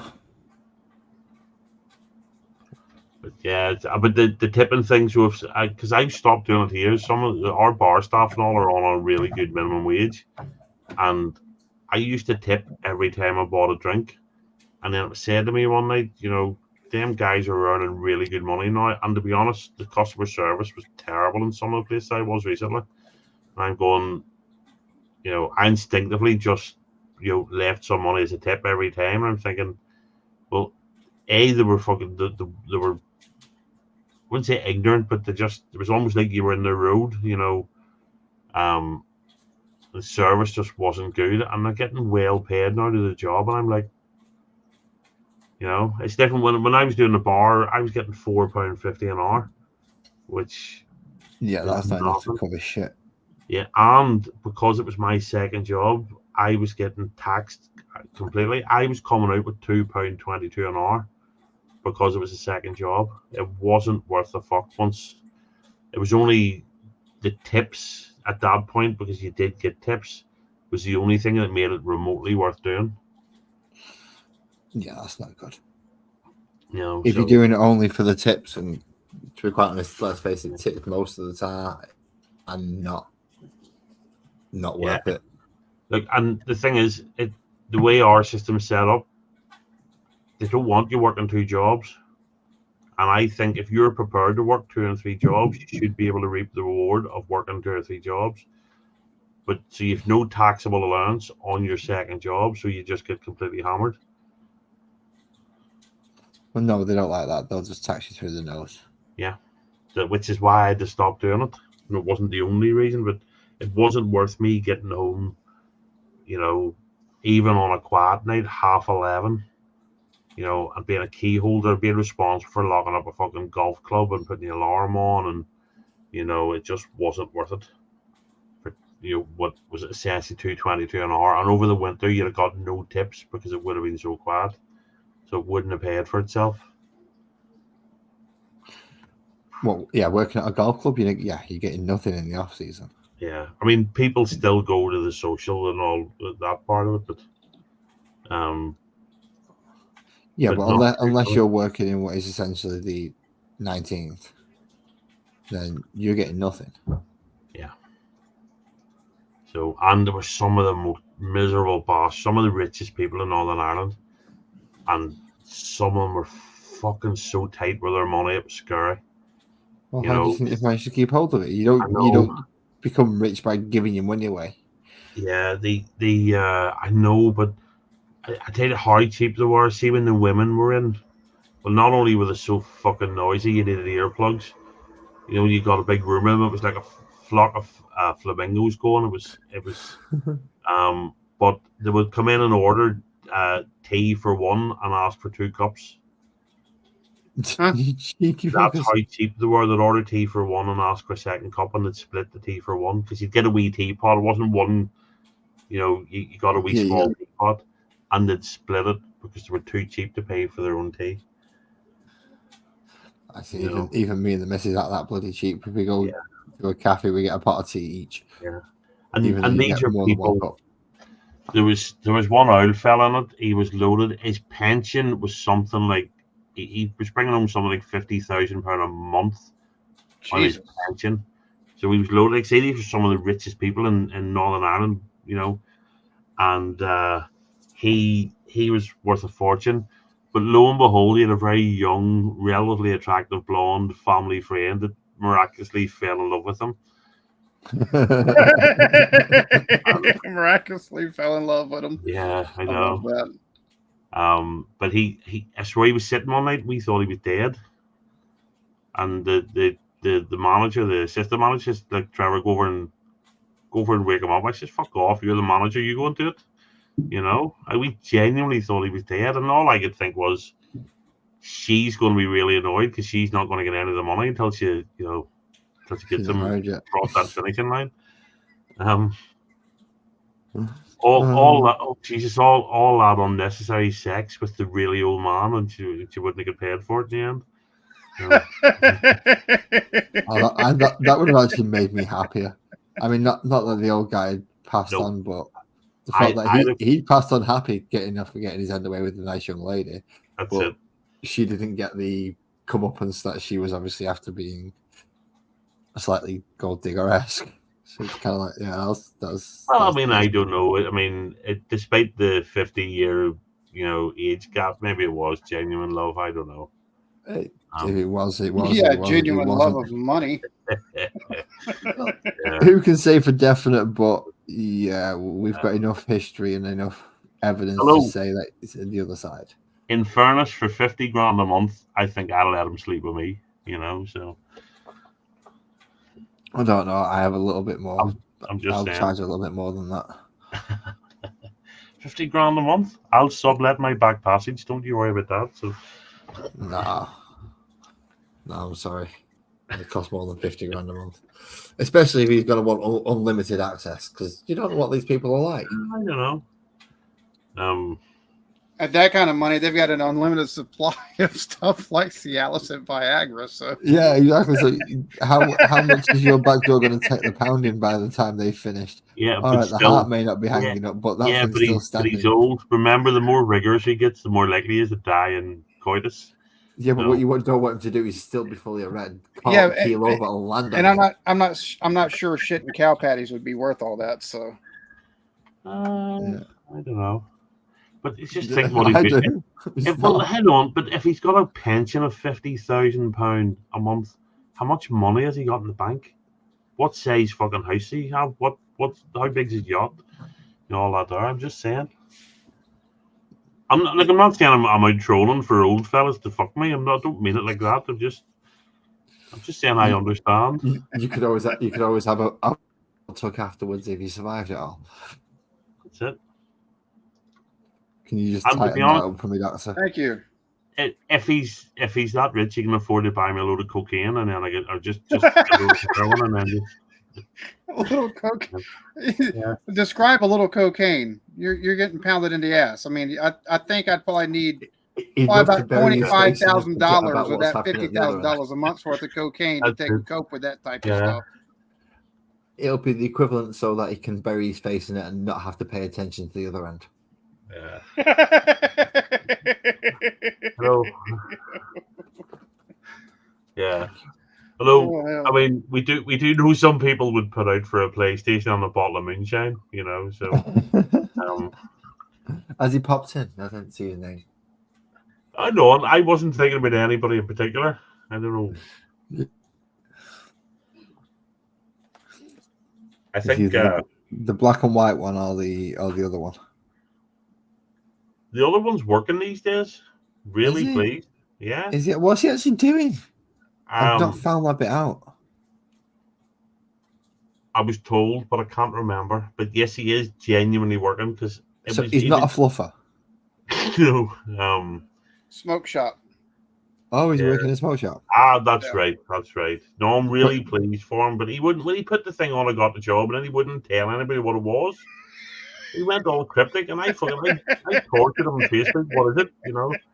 And You're just just one of putting those. bad ideas in our heads there doing that. You shouldn't be doing that. Yeah, but I say I'm really pleased because one thing that man needs to do is get out. I don't mean move, but he needs to get out of the fucking house and do something and see people. Yep. You know. Preferably like-minded people. No, Or at least people who share an interest. Hold on, like-minded like Blake. Are you mad? At least somebody who shares some kind of interest. You need to go out and meet normal people. No, He's in Arkansas. He's in Arkansas. Yeah, I was about to say he's in Arkansas. There's no such thing as fucking normal people there.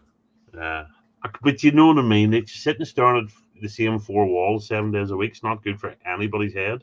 No. Oh no, he's not. I mean, That's he can fine. get out and walk, which he's doing, which is brilliant.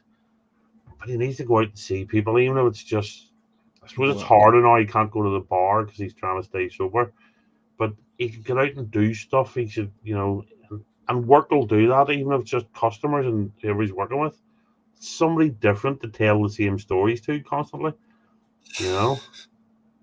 And it'll be brilliant for him, you know. So I'm pleased for him.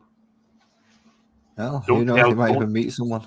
Don't tell him I said that because if he turns up, I'm still going to call him a cunt. That's never going to change. I don't want him thinking I like him. I don't want to ruin it. So we'll get a very delicate balance, Blake and I, you know. I don't want to upset it by being nice to him after all this time. He'll not know what to do. So his next step is to meet someone, man or woman, and then see how he goes from there. Honestly, I think that's a complication. He doesn't need at the minute. I think he'd be better to do what he's doing, work, keep himself sober, all the rest of it, without having the stress of a fucking lunatic woman. If he can make friends with a woman and get one that he actually gets on with, and it can become friendship first and then develop, that might be good for him.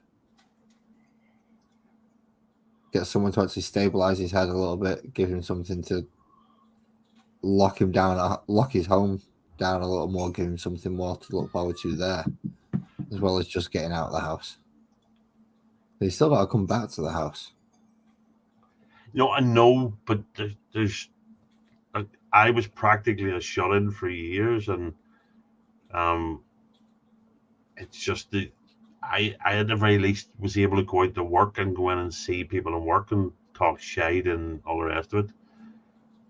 During the lockdowns, even whenever we were all locked in our houses, I near went crazy after. But I was working remotely, so I, apart from going shopping once a week, I wasn't leaving the house, wasn't seeing friends, wasn't doing anything. By the time the second lockdowns were over, I genuinely, I was nearly going, completely loco. No, I didn't adhere to the you can't go out and see people. I went out and saw my friends.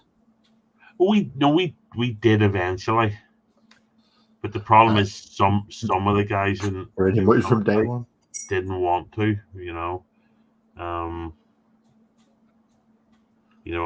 my cousin got stopped by the police because he was out twice in the one day for a walk. You know what I mean? It's just so stupid. I was very cautious about when I went out. So it was usually early morning, and then you wouldn't see me again until late afternoon. So maybe walking in different directions as well. Yeah. It wasn't too bad. Finally, that's all the blue done. Oh. So yeah, that's all the blue done on all that. No, We'll say sure. 2 hours. I'm fucked. I am fucked. Why? Okay, What'd you do? gentlemen, will you be able to hold the fort down for about 5 minutes while I go outside and top up on nicotine? Yeah, I'm sure we can. I don't see why not. And thank you very I'm going much. to start playing porn and stuff as soon as you're not here, though. Back to control.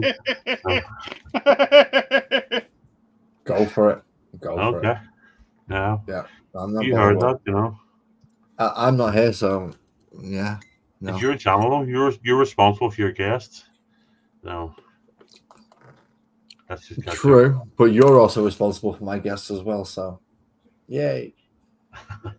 I'll let you sort that out. I shall be Okay. back soon. I'm sorry, everyone, I'm leaving you with these two complete and utter raving lunatics for about 5-10 minutes while I top up on nicotine. Hopefully, they won't drive you crazy too much. Back soon. Here, so Alan, I said to you a message on Facebook, not a message, sorry, a comment. You said, you fuck off. You said you were going. Go away. Come on, get out. Do what now? You sent me a message on Facebook. Yeah, hold on. Let me see. Yeah, I've got control of his, so I've just kicked him off his own stream. No, I put a comment. The other day, how the football watch. Oh yeah. The Liverpool. Massive. Liverpool are playing Arsenal in a friendly in Philadelphia, I think. Yeah, I'd love to take and make it to something like that. I think they're also playing. Liverpool's playing somebody up in Colombia. They're playing a friendly up in Colombia, up in my state. But the tickets on resale are like $1,000. Oh, I wouldn't be surprised. I think they're playing Man United. You see as well, and because they played Real Betis and they beat them. They play Arsenal. Like that, I want to now. Fixtures. Because honest to God, if you check out some of the YouTube channels are getting massive numbers just doing watch-alongs. I bet. Lincoln Financial Field, where's that? Thursday the 1st of August. Liverpool Arsenal. I think that's Philadelphia. I think. Yeah, that's Philadelphia. Right, and then they play Man United on Sunday the 4th at Williams-Brice Stadium. That's in Columbia, up here in South Carolina. Right. Okay. And I need to take and see if I can't find any halfway decently priced tickets to try to make it to that shit. Because God, the thing is, Liverpool Man U could be a nightmare. That's one of the biggest fixtures in world of football, even though it's only a friendly. You know, it would be. But honestly, I think there's a couple of massive channels here that just watch the football. We don't see it, but they're just round the table and they watch it and talk about it. There's a guy, Mark Goldbridge, does This Is Football. And some of them have become so big they're brought on to the sports channels as experts now. That's somebody too. It's crazy the exposure that you get, especially if you've got any kind of specialty in it or expertise, and even if it's just taking and knowing your team or knowing a sport really well, how much exposure you get just through something like YouTube. Yeah. One of the biggest channels here is a guy called Mark Goldbridge, and he started just doing Man United stuff. He's a Man United fan, but I think what he realized then he started doing others. So he has the United Stand, I think he's called, and then he's got This Is Football. So he's two big channels, and the This Is Football he covers everything. It's not just Man United, and he doesn't hide the fact he's a United fan, but he's relatively fair about all the rest of it and gives his opinions. But his channel's massive now, you know. But I suppose the trick for you is doing it and being able to do it at every game, you know. Because I mean, Liverpool's massive over in America. Yeah. There's bound to be people over there, not to mention people here that would watch it. And the more you watch it, the more knowledgeable you get, and you know all the rest of it. And then if people like your opinions, or even better, don't like your opinions, you know, and then they come on to call you a dickhead. "Oh, what would you know? You're only a Yank, blah blah blah." You know all this here. It could be it's an avenue for you. You know what I mean? With something different in the reaction.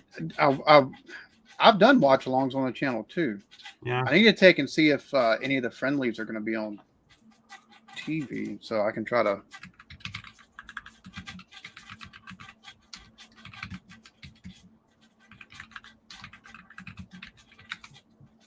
Let's see.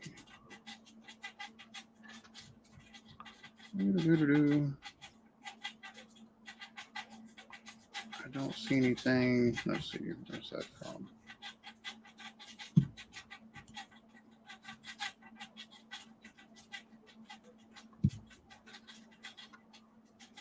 And the thing is, you've such a connection of what happened, lads. Why did you leave? You've got such a connection of people here that, like, say, you know, if you do a championship game and watch Leeds, you could have Mick T on with you to do the watch along and stuff like that. But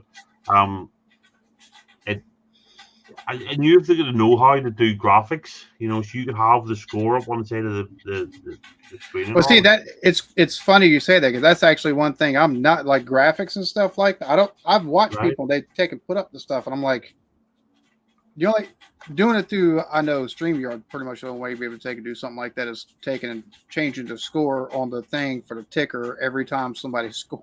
Right.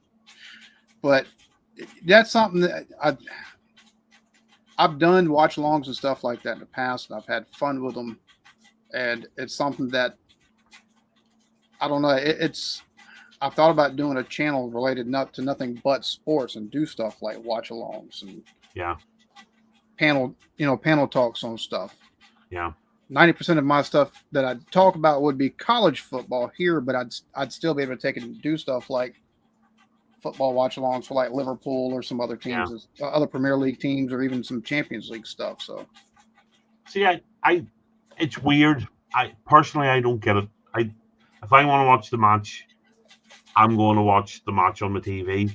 I'm not one that's going to sit and watch somebody doing a watch-along. However, there's hundreds of thousands of people that do watch these things, millions of people that watch these things. And see, I'll be honest with you, it helps for stuff like that. And whenever you've got something like Discord where you take and got the video playing along in Discord, so have the Discord link pinned, people taking, oh, look, watch along. They taking, oh, look, there's a link, and then they can go watch it. So they can, even if they don't take and convert directly to the stream that you're doing, they're now in your Discord, and maybe they find a reason to stick around. Yeah. But I suppose the best thing to do would be starting something you're really knowledgeable about, like the college, football, and then, if you get up and running, then you can go, well, I'm going to do the Liverpool Man U game, I'm going to do the Rangers Celtic game, I'm going to do, and every now and again pick a big game and do, rather than, and if you're getting any traction, you can start doing more and more of them. But it's just an idea. I just think, because I know you love your sports, and I know you were getting into football there for a while, proper football, and it's just something different, especially if the reactions are, because I keep hearing people complain about the reactions are just getting strangled. Last time we were talking to Squirrel, he get hammered out of the blue for like six claims that for stuff that he'd had up and out that there was nothing he'd no issue with, and he gets 6 emails in the one go from YouTube going, it's claimed.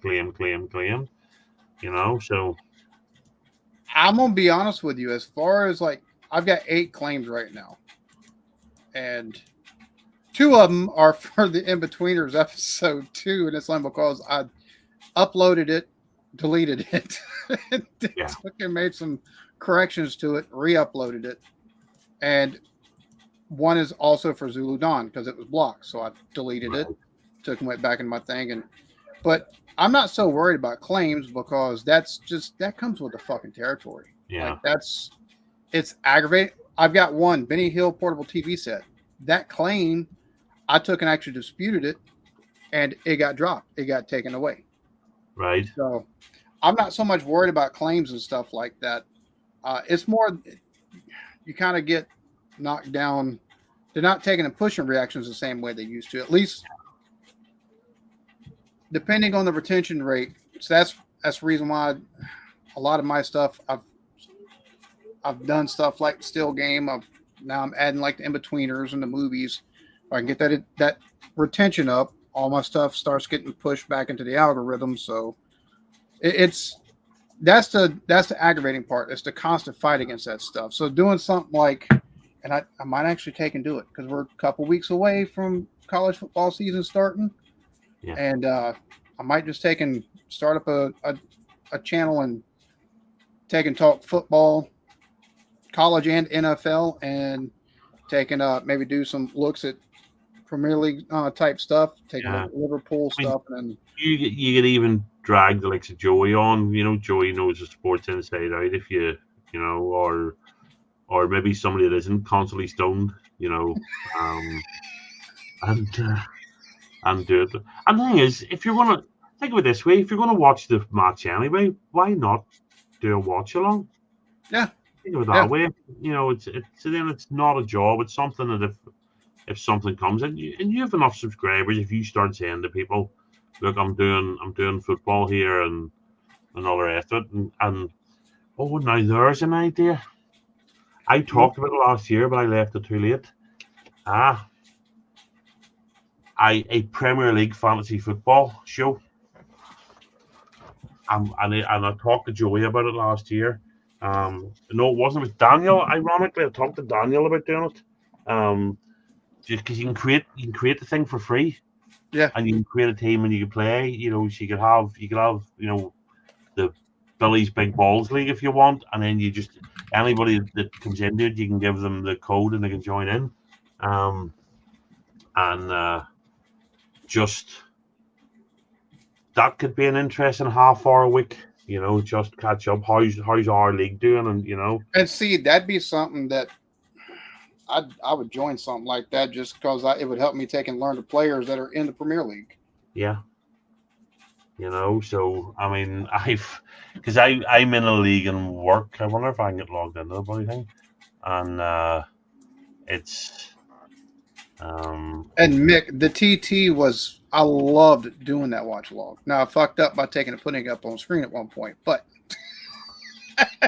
I got 2 strikes in one day from going to the TT to a football match. But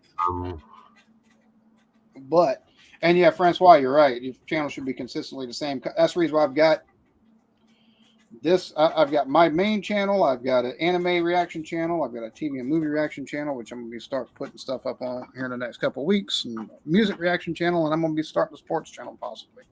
But you have to take and do it that way, separating everything, because if you start throwing everything up, it kind of, everything gets lost in the void, it seems. Lads, can I kidnap your screen for a second and show Alan something? I'll take that as yes. You need to make it throw. So there's my fantasy football team. So that's what you do, right? Hold on. Add the stage. There we go. I don't know how. So that's mine. So you get 100 million to spend, and you have to buy 15 players. Okay, so you have to buy 2 keepers, 5 defenders, 5 midfielders, and 4 strikers. and there are 3 strikers, and it's really tough. It's really hard to do because you get the likes of Haaland. I've Haaland in. Now I've changed this 4 times since I created it, and the league's 3 weeks away. Haaland's the most expensive player. He's 15 million. So there's 15 million of your 100 million gone straight away. So what you end up with is, so see, that guy Taylor's the cheapest player I could buy because he needed just to have somebody. You can't leave the bench empty. And Bazitic plays for Liverpool, but he's probably not going to play. But again, he's a bench filler because they needed, he didn't have the money. But it's really good. It's it's different. So I'm guessing something like that you'd have to take and have some front end people that are halfway decent, and then also probably people that get subbed in halfway regularly for some savings and stuff like that to probably get as good of a score as possible. And it's one of those things. You can play it for free. We could set it up that there's a nominal entry fee. You know what I mean? Like 10 or 20, but you only pay once and it runs from the start of the season to the end of it. And it's brilliant. It's really interesting because so the way it's set up, it's I suppose like the American one, it's just knowing what way the scores work. Like your keeper, for argument's sake, gets points for a clean sheet. So does your defenders. Your striker gets points for goals. They all get points if they assist. So if somebody sets the goal up for somebody, you get points for it. You lose points every time you're booked or sent off. It's really, really good. It's interesting. So it's just how. I did measure. Talk to Daniel about it last year, but the season had already started. It was too late. So, I'm going to look into that. I'm going to sit tomorrow night here at the computer. I'm going to see if I can create a league, and then let me know, and I'll start taking and doing my research. Yeah, I do the same because I like playing. I like doing. I don't know if you know Rico Zorro or Mike. I know Rico. We've been in a NFL fantasy league for the last 3 or 4 years with him and his pops and JV and Blake and stuff like that, and Joey Lep, and I take and do research every year before the start of NFL season to see players that change teams and coaches and all that happy fun stuff, and try to take it. I have fun doing stuff like that. So let me know, and I'll definitely make sure I'm doing some research, and I'll take and join up on something like that, man. Yeah, look, I'll be honest. I'm an idiot. I've no idea what I'm doing. I tend to go in and go, I think he's a good player. I'll have him. I think he certainly last year was the first I'd played it, and I had no idea what got you points. So I didn't know what way to set the team up. I didn't know, you have a captain, you have a vice captain. If your captain gets double points for argument's sake, so if you're somebody you think's going to score a lot of goals like Haaland, you make him your captain. So for every time he scores, you get double points. And so it's good because I suppose we could do it, and have to think about how it could be done, So damn, Joey's he's just sent me a message. He's got the Libertarian Vice President VP coming on, but you might be in bed. It's 1:30 my time. Yeah, I will be in bed. Because the last time when that guy, I can't remember his name, the Libertarian guy, I hammered him with questions in the chat. Chase Oliver. I didn't like him, and a lot of stuff was all over the place. It was very incoherent, I thought, and I just kept hammering him with questions, which Joey likes because it means he doesn't have to fucking think of anything. He just highlight, it's good for him. But I'm going to think about the league thing. I'm going to think about it, see if we can do it, because I know. So if you definitely do it, Mick Teal join, Laz might join it. To be honest, we don't need millions of people to join it just for a bit of crack, but I'm sure some will. Yeah. And you could do a weekly stream on or something like that. Yeah. taken. Yeah, I'm going to think about that. Have a good one, Allison. Yeah, that's something to think about. And it's one of those things, like nobody takes it that seriously, you know. And yeah, you want to win it and all, but it's more for a bit of crack than anything else. So, the one on work we. Sorry, I'm just gonna. Good night, Ali.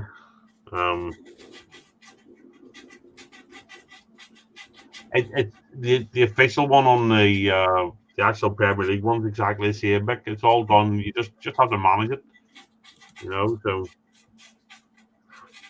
and it's I'll have to think about it. It's whether or not we do it. It's whether or not we do anything about it on YouTube, you know. So, I always say that Joey does the Deadpool thing, and he doesn't milk it enough. He should be doing a even if it's only a half-hour show, now and again to do an update.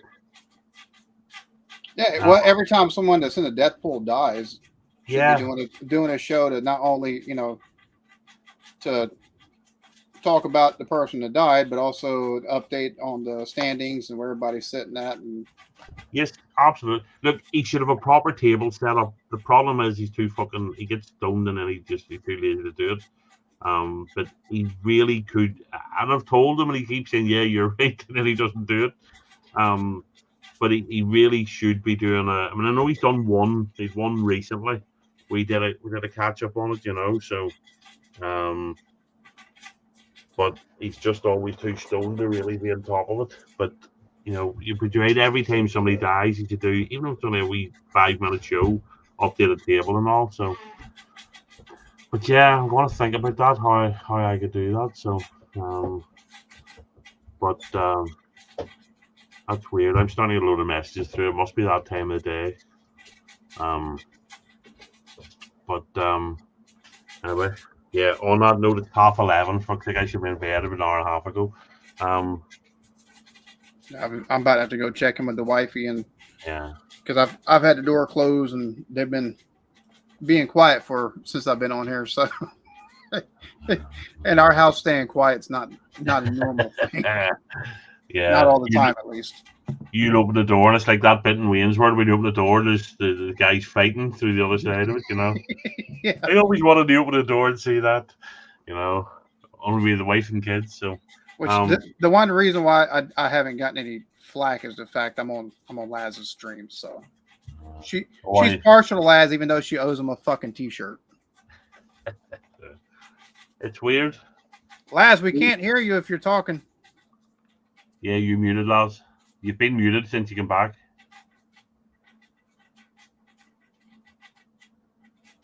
No.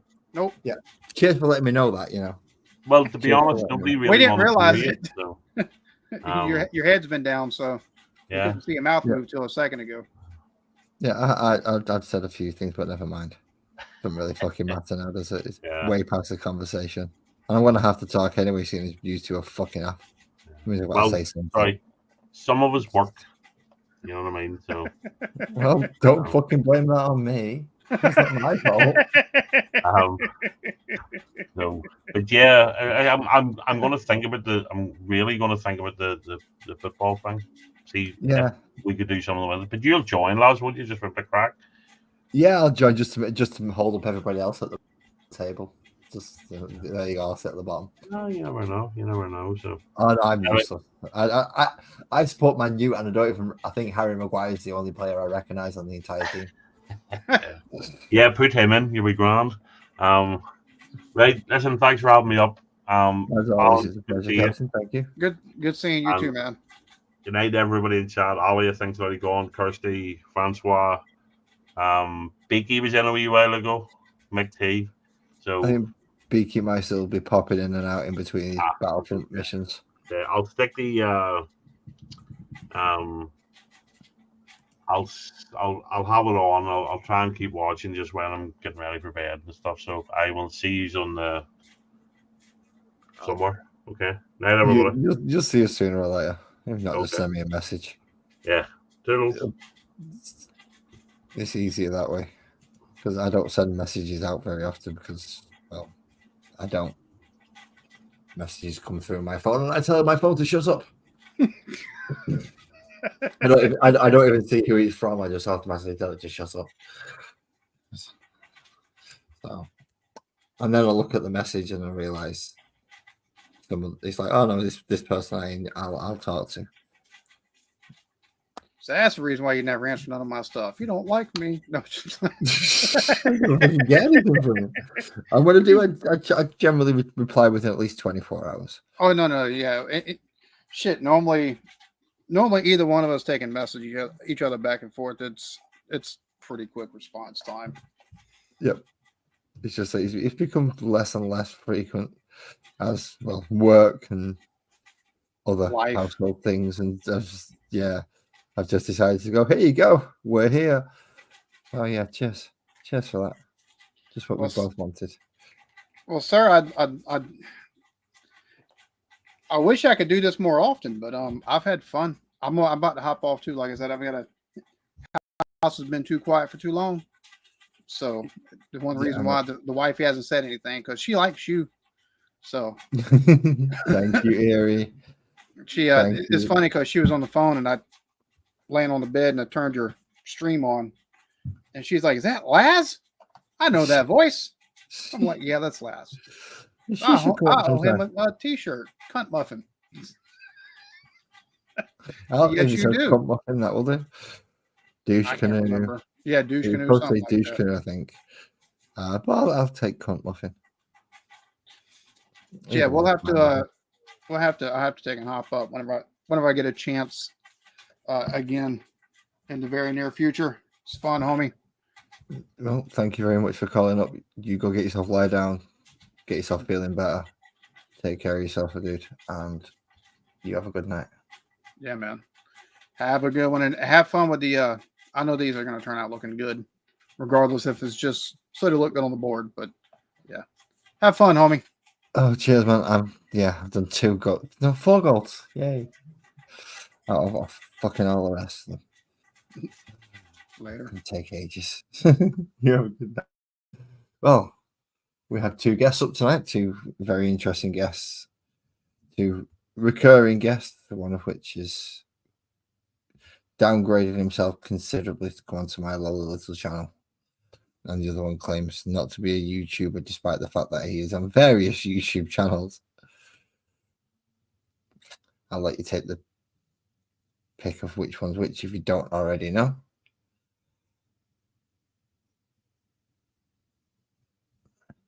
But yes, I've done the blue. I've finished blue. Now we're on for golds. So the Royal Wardens do get a bit more blingy up because of all the nice little livery that's flowing off the side of him.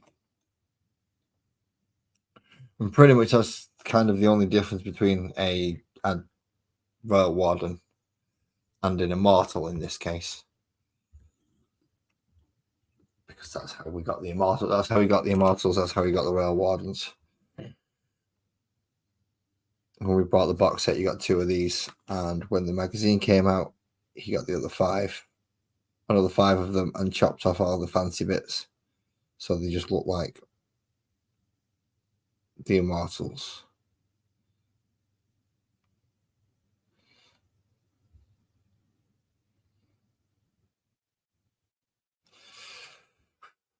Painting individual little segments, though, not fun.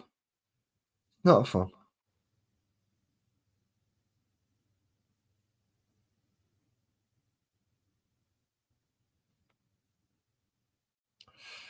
If you want someone to do it right, and A, do it yourself, B, don't fuck it up.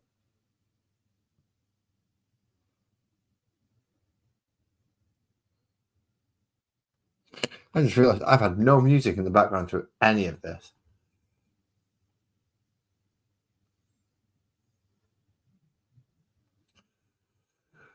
Well, that's the thing, essentially, Louis, is these are,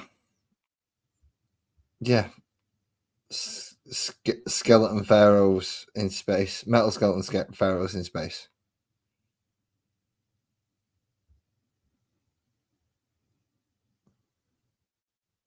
Hence why blue and gold was just a natural. Yeah, that's just gonna look right.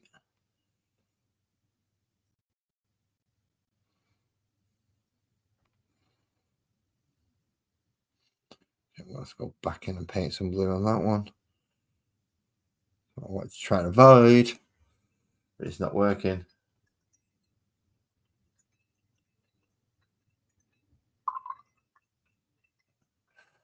What Marines do I hate most to play? I don't get to play against Marines because I'm the Marine player. So I know there's certain units that hates me fielding. They don't like the Centurion Devastators. Really don't like them.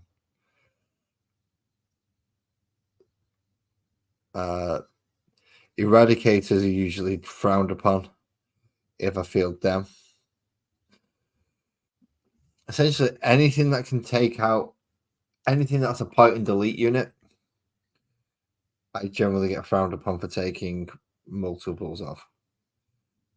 So if I've got a unit of 6 Eradicators and a unit of 3 Centurion Devastators with las cannons and Centurion missile launchers, and essentially I've just gone flat out heavy weapons, so Devastator squads, Hell Blasters.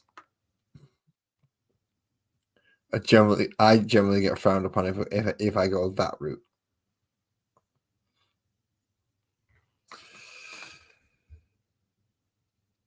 Having not played against Space Marines, not since 5th edition, and then it was playing against Crimson Fists, so it's just essentially stay away from veterans and Pedro, and it was fine. But I was playing Arcs, and the Nod Bomb was quite potent in that edition.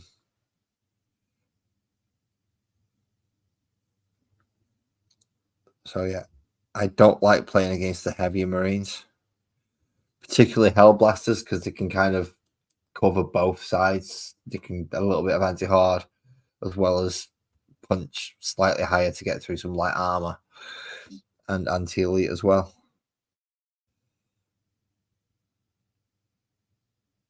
So I certainly don't like facing those. And when they're in small units with a lieutenant popping in and out of a transport, if you try and target them with the charge, it can be particularly annoying.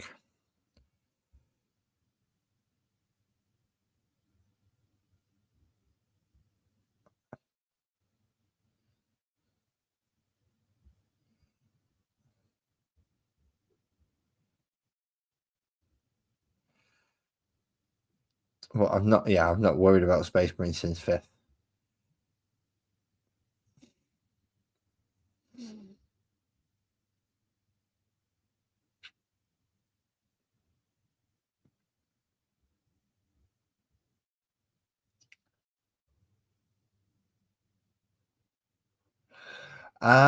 Infiltrators are not bad.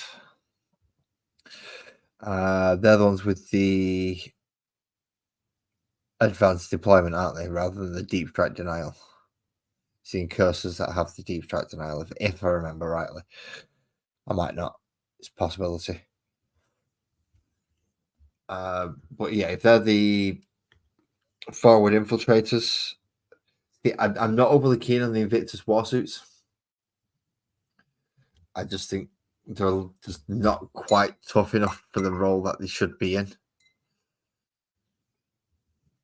But if you're going for more of a forward deploy, infiltrating, stealthy thing, then obviously the Invictus, because it gets the scout moves. For 400, I'm taking a look at less than 500 points there. Less than 500 points.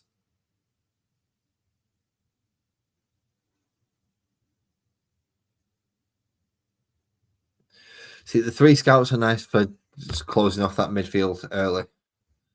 Very cheap points cost.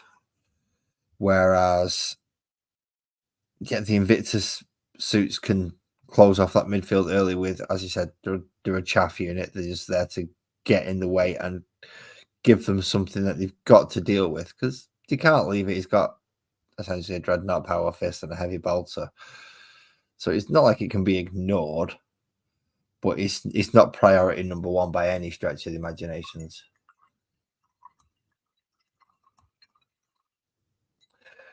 Tacticals, I wouldn't take. I'd miss the AP too much compared to intercessors. I'd rather take intercessors over tacticals, just for the extra AP, the heavy, and the assault. So you've got more flexibility within them, as well as you still get sticky objectives, I believe. And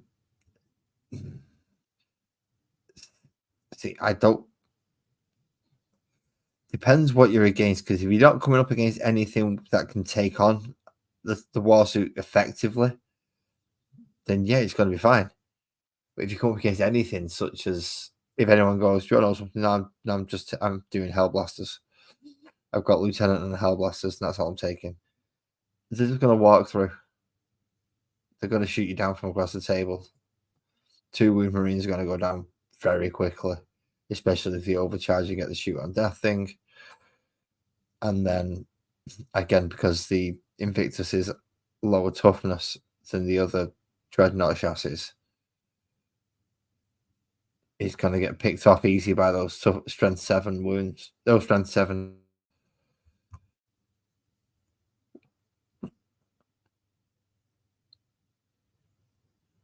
So yeah, I might be tempted to up the quality of the dreadnought and take scouts essentially.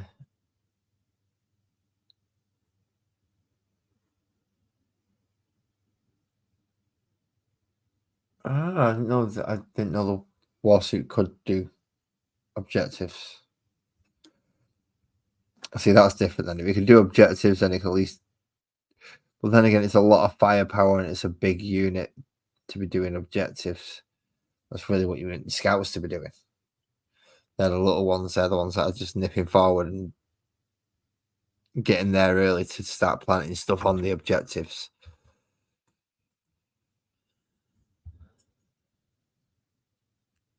Your warsuits are going to be the things that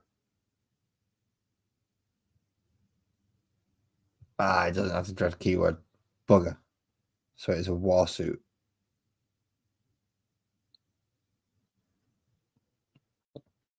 Now, I'll still be tempted to run a dread with scouts as opposed to a warsuit with infiltrators or the Phobos units. Scout for extra cheap bodies on the floor and a slightly heavier warsuit battlesuit on the table would be my preferred method. But then again, I lost my last game. So what do I know? And I took 2 dreadnoughts. I took 1 ballistus and 1 redemptor.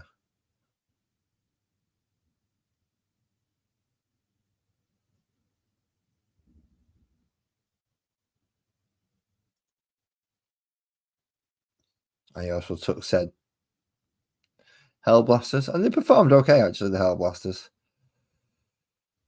The Dreadnoughts didn't do too well.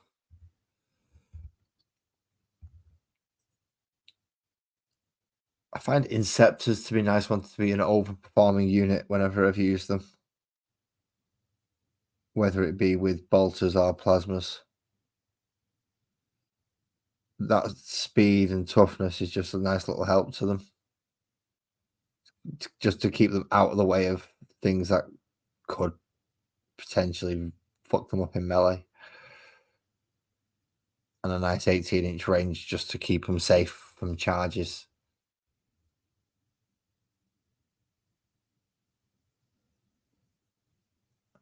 Yeah, there is that. If it draws fire and keeps your other stuff alive, then if it is going in as your sacrificial lamb, it is a lot of points that are going in as a sacrificial lamb. But if it is one of those models, take for instance Mortarion or Angron, where it's like, look, I know he's put it in there just so it'll die, but I've got to kill it, otherwise he's just gonna. If I don't, it's just gonna cause me problems. if it's one of them points, well, then yeah, it's definitely going to be worth it having it in there. But if it is not a guaranteed, I must kill it for your opponent, then it's not going to be the best spending of points.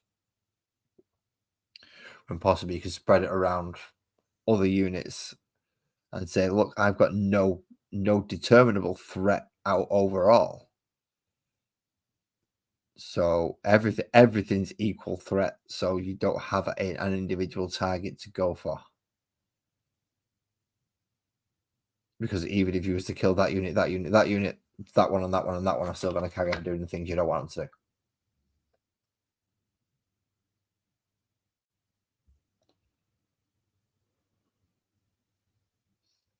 No, you can't make it a Deathwing unit without a Dreadnought keyword.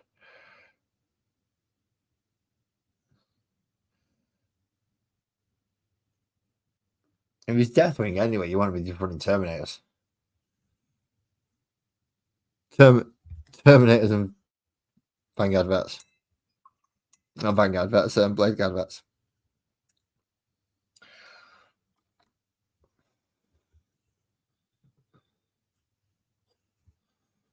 Well, let's face it, Terminators kick ass. Especially the Deathwing Knights.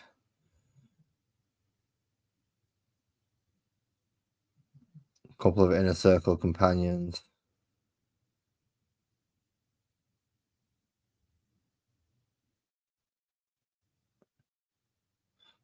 So you're playing Dark Angels, just to go L. Johnson and some Deathwing and just go, right, I'm having you. You've only got 500 points. You can't take enough to take this lot out. I don't care if you have got Custodes.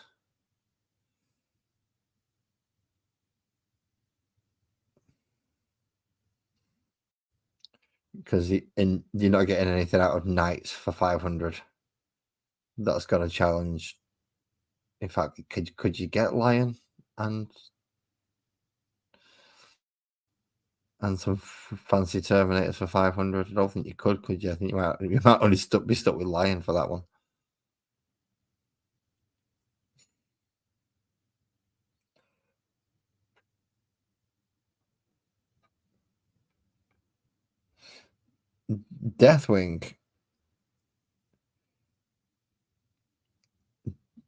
Deathwing are a first company. They are Terminators. They are elites.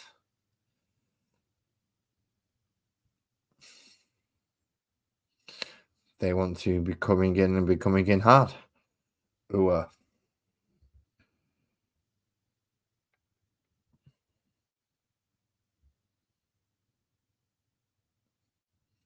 So if you're starting out at 500 points, you might want to limit it to,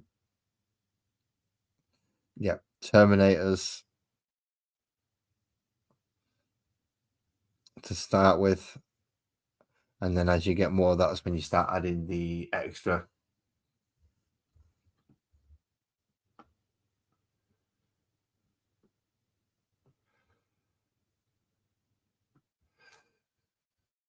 See, I don't play competitive that much. Well, I don't play competitive. I don't go to tournaments. So I purposely don't build competitive lists. I try and build a fluffy list that's gonna go with the narrative and story of how the armies actually work. Kind of a come one, come all type army. So it'll have a bit of everything in there. This one looks like Skeletor from the He-Man film.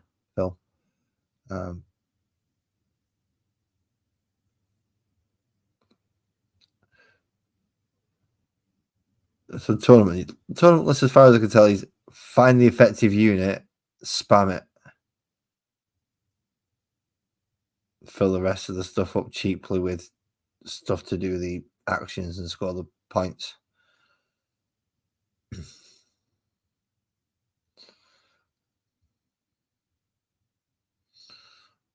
Which is why Space Marines never do that well, because they always suffer from Codex balance.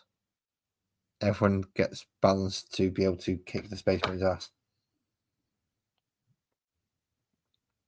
ridiculous amount of 2 damage 2 minus 2 AP weapons out there is getting silly to the point where Space Marines are almost unplayable unless you're playing one of the other factions.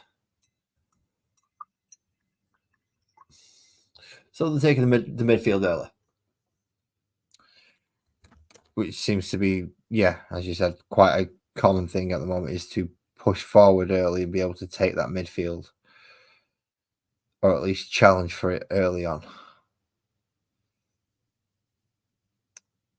That way you can either take control and start scoring the points quickly enough, or you can at least contest your opponent and stop them from scoring the points.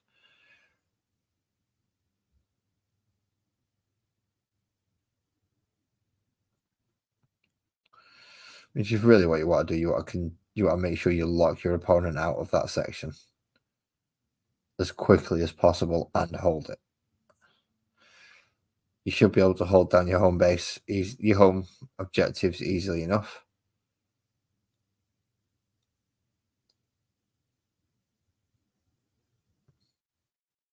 Just maintaining that middle ground.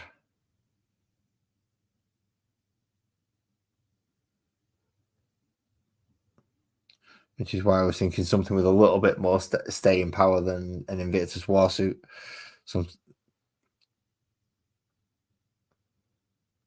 Something like a Dreadnought, or heck, even if Jump Intercessors take longer to kill than Invictus Warsuit, then yeah, them. I think you can take out an Invictus Warsuit with 2 last cannons. You're certainly not taking out a 5-man unit with 2 last cannons.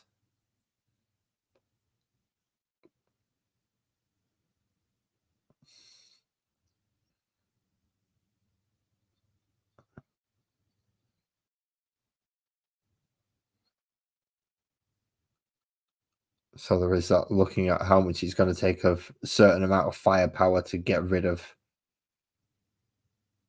that unit. What are they going to have to throw at it in terms of unit wise? Okay, anything dedicated anti-tank, the infantry is going to survive better than the Warsuit. Just got without saying, because it's there. That's what they're there for, is to take out larger things, have multiple wounds. Problem is not knowing what you're going to face.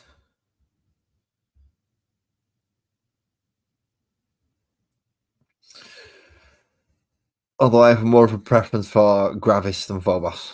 So, again, I would probably push more down that route and go Gravis. Gravis Captain, heavy intercessors, and aggressors or eradicators.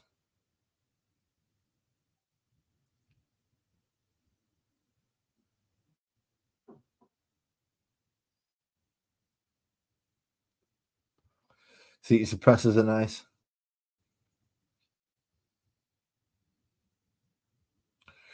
Oh, of course, a 1.5. Yeah, you're doing fine. Deathwing, yeah, Lion, Deathwing Knights, go kick ass.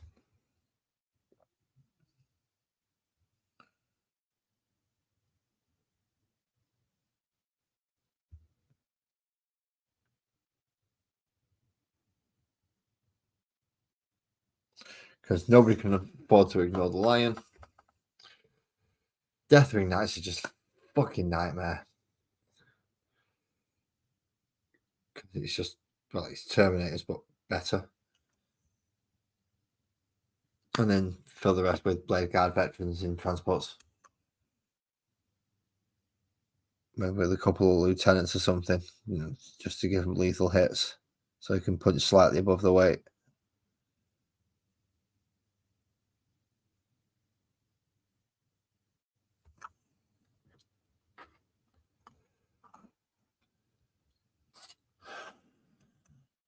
Okay, just done one of these. The second one should be easy. he says, remembering he's got all these little things to do.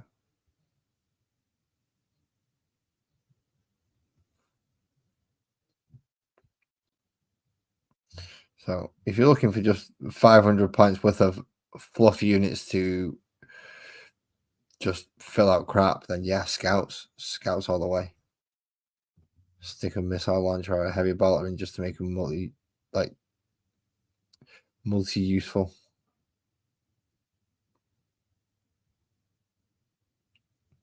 But I don't think they can go to Deathwing detachment. So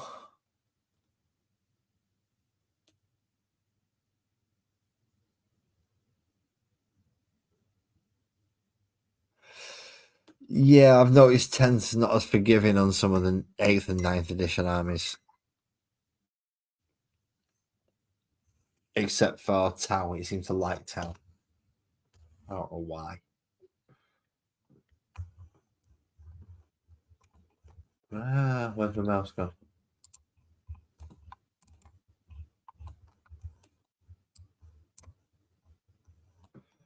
Okay, what's going on here? I don't know what's happening. I've lost all my viewers, that's what's happening. Okay, it is late and I have been sat here waffling for a long time, so I can understand. But yeah, Deathwing, I'd be black transports with a lieutenant.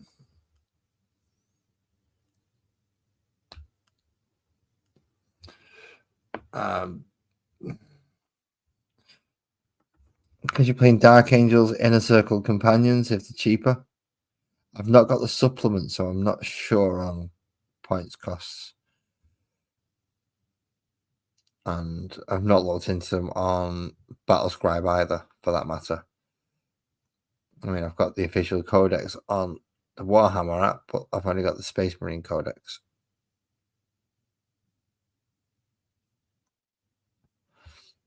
Again, thanks courtesy to Sinscape Studios.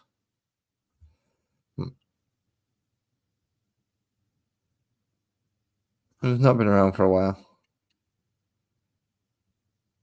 Oh, doing okay.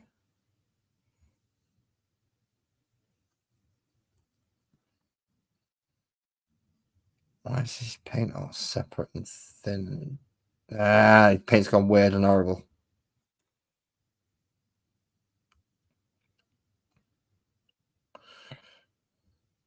That's why yeah. Terminators, they're not as good as they used to be, because they used to be obviously the best of the best model. If you had that, it was like, oh no, he's got Terminators. Now it's not so much. Deathwing Knights still pack a punch because of their weapon loadouts.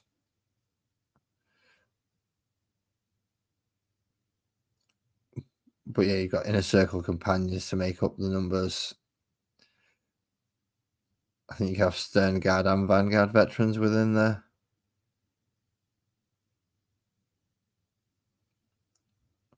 Which, in fairness, Stern Guard aren't that bad either.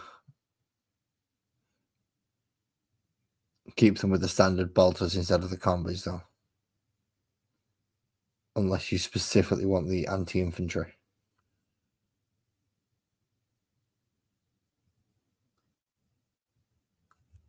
Which can be very useful.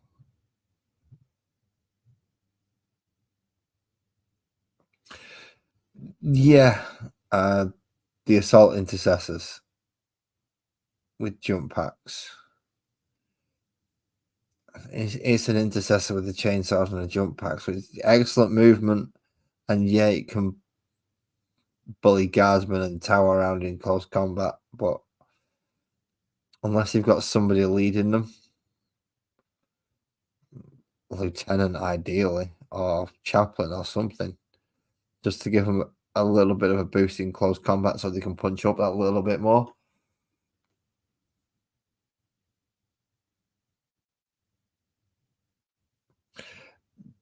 See, I've had some effect with jump infantry. I was running in 5th. I was running some Vanguard veterans. Thunder Hammer, Power Fist, and a Power Sword, and 2 Power Swords and a Relic Blade. And they were getting some decent, they were doing all right. They were taking out some good targets. Yeah, they would eventually get wiped out. Well, that's because I was sending them right into the middle of the bloody armies. It's like you're going to look for that big guy and go kill it. And they would do it, and they'll lose and they'll die in the process, but they'll generally take out the target I send them after. 7th and 8th, yeah, not so much because of gun lines being so prevalent. It was not a good time for melee armies. It's also the time that I shelved my orcs. But I'll come back to them once they're actually playable again and fun. And then they've just changed. Since then, they've just changed the orcs ridiculously. So it's like, I don't know if I'll ever come back to these now.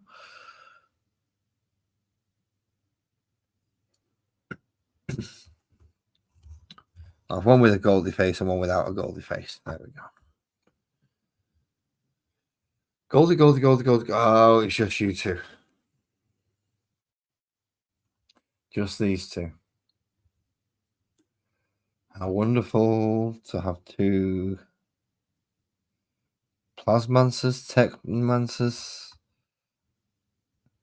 The not Lord characters.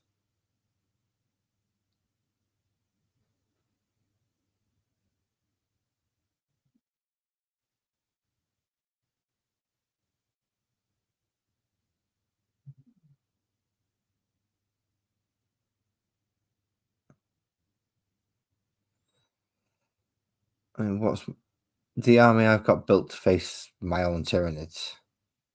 It pretty much consists of mostly Gravis armor.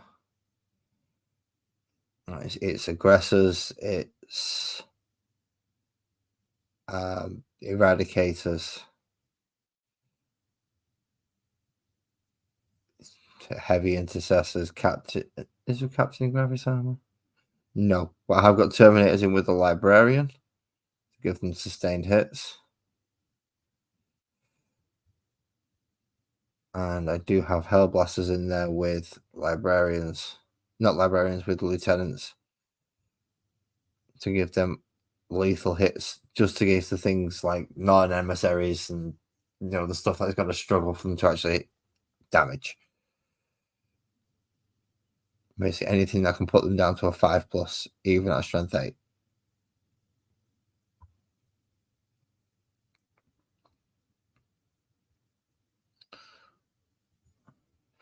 And a couple of transports, I believe. I think it's 3 lieutenants, a librarian,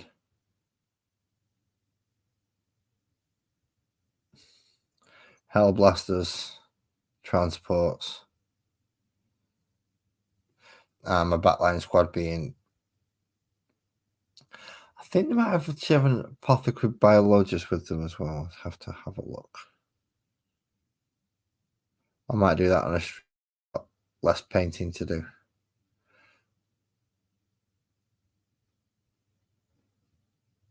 Maybe actually pull out the models, make sure they're up to the same standard as the Tyranid ones before I commit them to the table.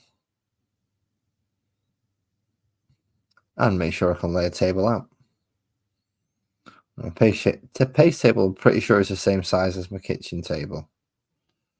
So if we can get the 2 side by side, it should work. I hope.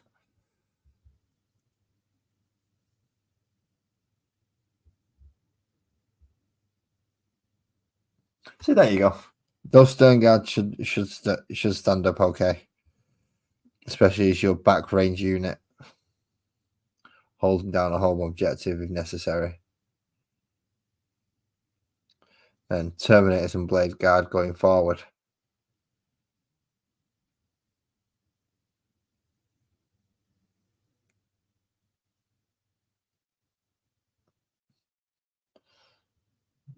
Both being relatively tanky with the 4+ invul.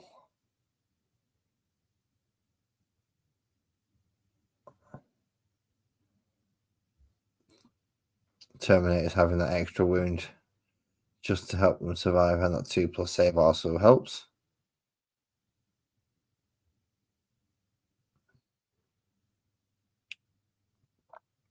If there's any way you can get a bit of feel no pain going on in there as well. And where, hey, you have a bit of a pain in the ass unit to shift. Couple of those on the board, and it's right, okay. And then you've got, as you said, your Death Star units that your opponent can't afford to ignore, but really doesn't want to have to focus on. Because the other little ones are doing all the crap, but if you don't take your Death Star units out, they're going to hit the front lines, and that's when they become effective.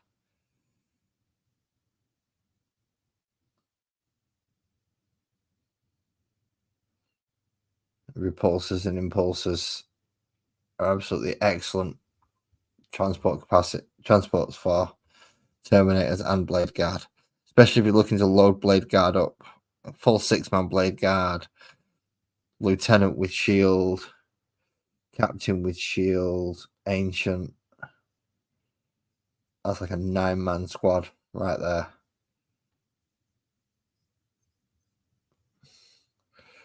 Seriously punching up in its weight class because of the lethal hits. The free stratagem from the captain.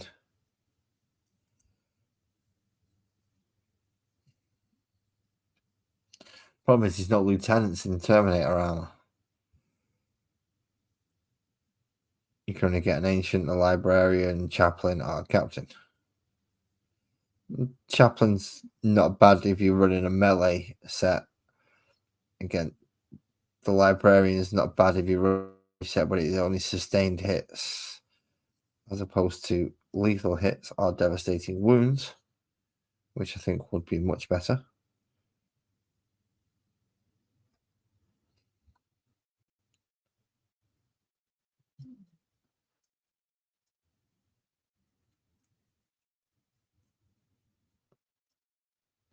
I'm gonna have to go back over this front bit with. Definitely gonna have to go back over this front tab out thingy with blue. It's been a particular pain to paint. A very particular pain to paint.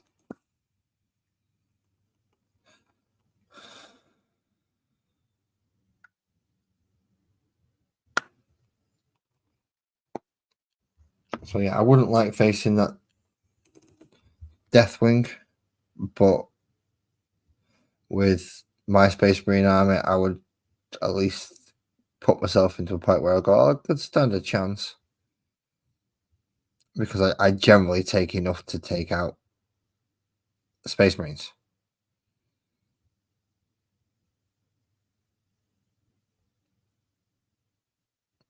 And I'd be relying on things like the Eradicators to take out anything bigger, any transports, and L. Johnson if he turned up.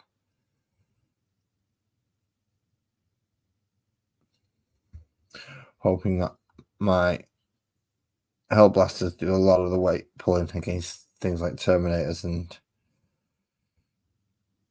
freaking Blade Guards. They're probably one of my most annoying ones. Especially with inner circle rules and things that can get them more difficult to wound and silly things like that.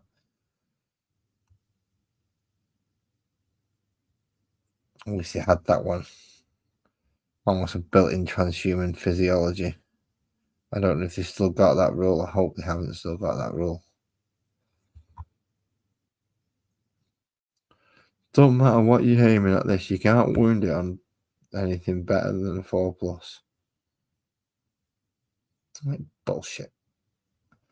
Shoot a toughness 4 thing with a las cannon, it wounds on a 4+. Are you kidding me?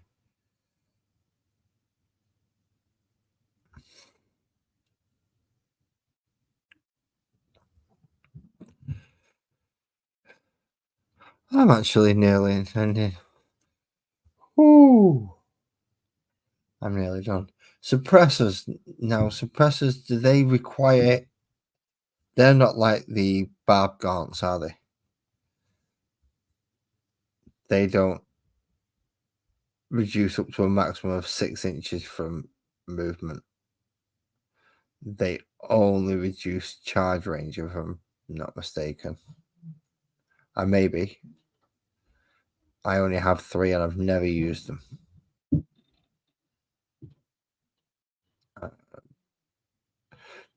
The heavy weapon on a fast moving unit just doesn't quite sit right with me. Well, I don't want it moving around. I want it sat shooting. So I'll take a Devastator Squad missile launchers. Oh, Centurion Devastators. Welcome back, Kirsty.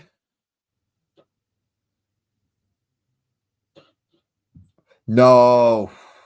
Don't take Storm Ravens. Storm Ravens are crap. Like Land Raiders, but without the toughness, or the firepower, or the staying power. If you want to take a transport, go for an impulsor.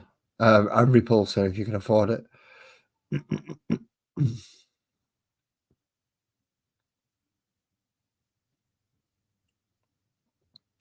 Crap load of guns. Both a bit of anti-infantry, something that can at least damage a vehicle if needed.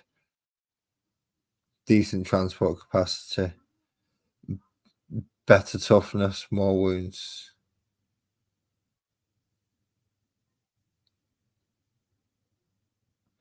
Doesn't have to deal with the stupid fly rules. Is he flying? Well, he can't drop off. Well, he's low down now, so he's not flying. They're not quite though, because he's strength 7.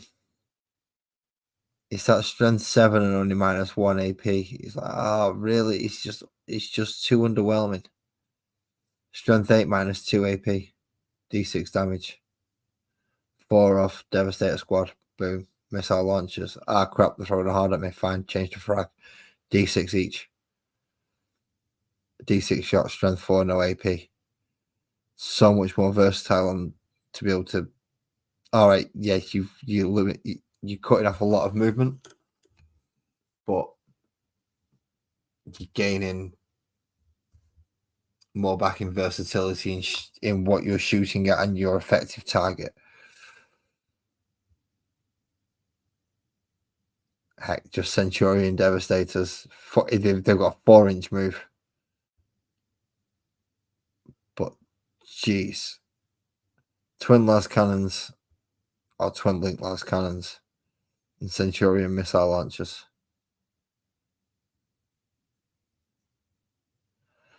Way more effective than autocannons.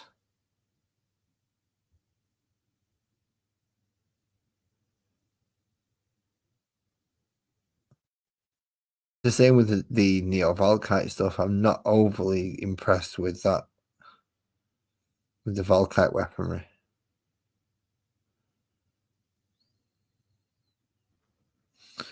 I'd rather take Plasma off of Volkite.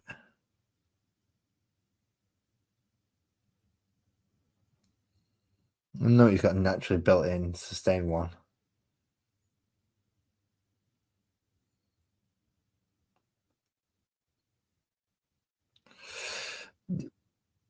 Well, I thought, is it -1 to attack on a single hit, or is it just -1 to attack for that unit?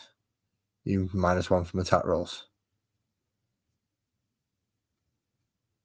Which is what I thought it was. If it's usually a -1 stack ability like that, it's a -1 for attack rolls for their next round.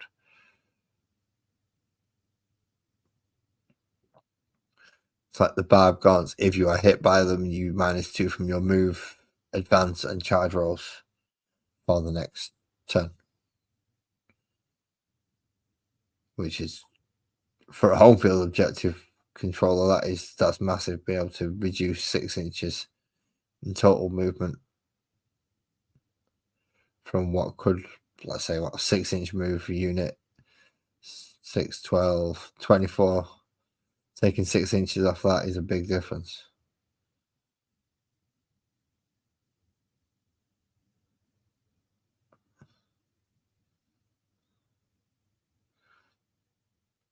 And if they can't advance and charge, then you've really took a chunk out of them to be able to get to you.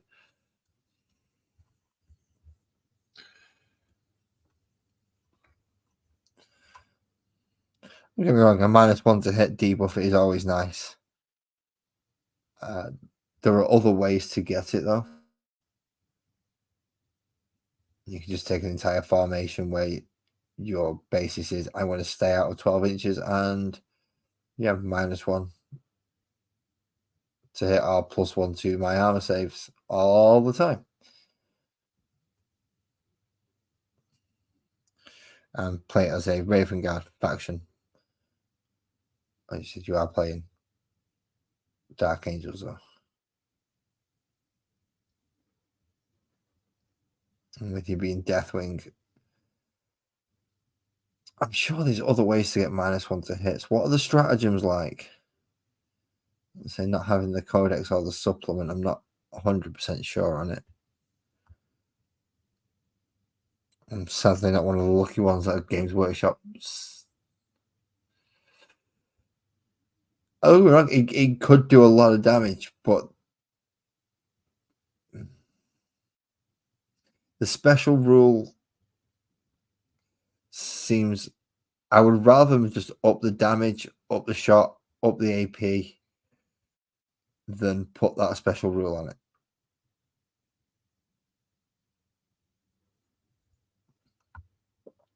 Just make the weapon more effective than put a rule on it that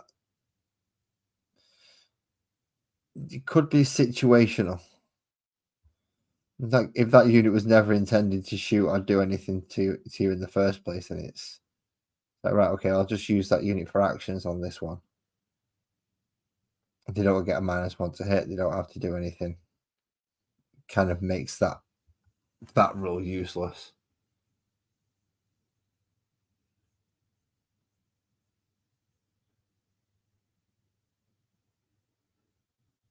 There should be stratagems for Ravenwing and the Dark Angels. That's the second company, for Christ's sakes. If there's no stratagems for the second company, because you've got essentially the Bone Wing, the Black Wing, and the Green Wing. So obviously knowing the Bone Wing is the Death Wing, Black Wing being the Raven Wing, Green Wing being the rest of the army. So I'm sure there's stratagems for the Green Wing, for Black Wing in there. In fact, where's Stef when you need him? He'll know. He's got a stupid amount of Dark Angels as well. And he actually has quite a few Raven Wings, so. Including the Raven Wing Knights. Yeah, I've not been as keen since 8th as the edition came out, essentially. I've liked the new models, the new sculpts have been brilliant. It's just the gameplay hasn't quite been up to snuff for me. Okay, I only want a tiny little bit of gold on these things.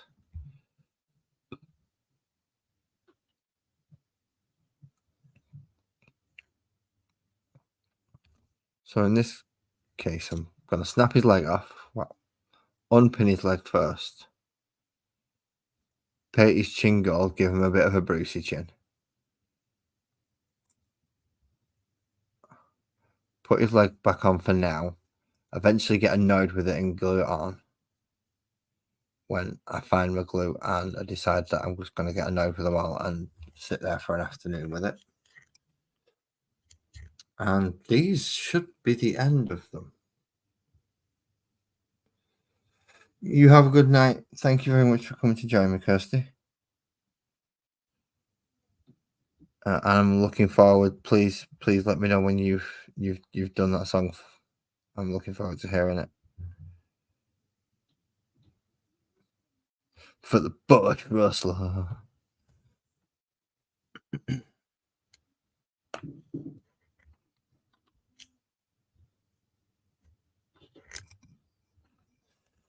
Now this one's got a particularly large phallic symbol on his head, so this one gets to go all the way up there. Whereas the others get a Brucey chin.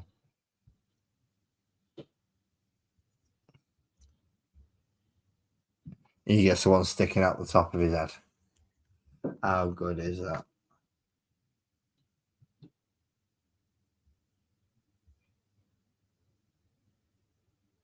Which one? Francois, which model?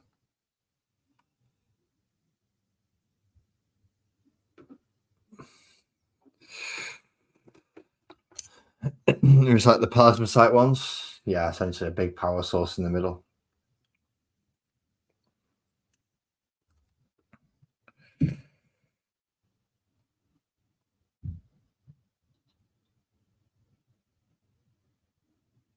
If it's the plasmancers, no, not as much. I've not put as much onto them.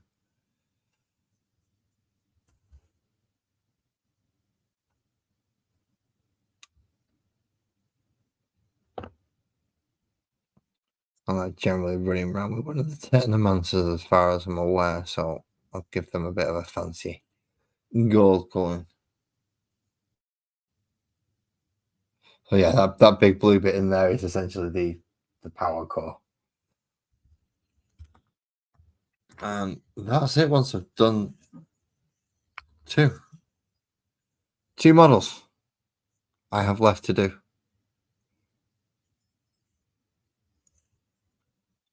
For tonight. And how long have we been going?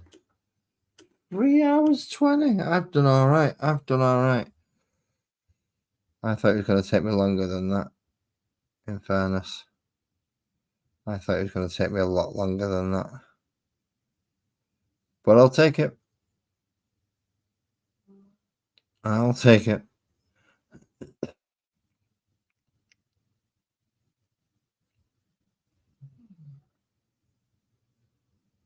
Like I said, I was doing some work towards them before I started, but that was mostly painting in the white bits that I'd missed that needed to be done blue.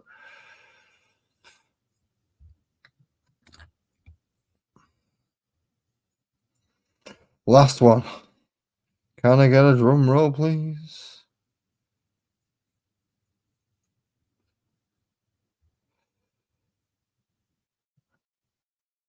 I'm joking, don't need a drum roll.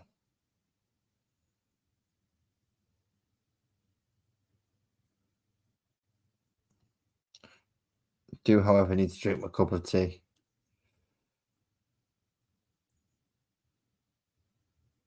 And then once I finish this, disappear outside. And go and relax.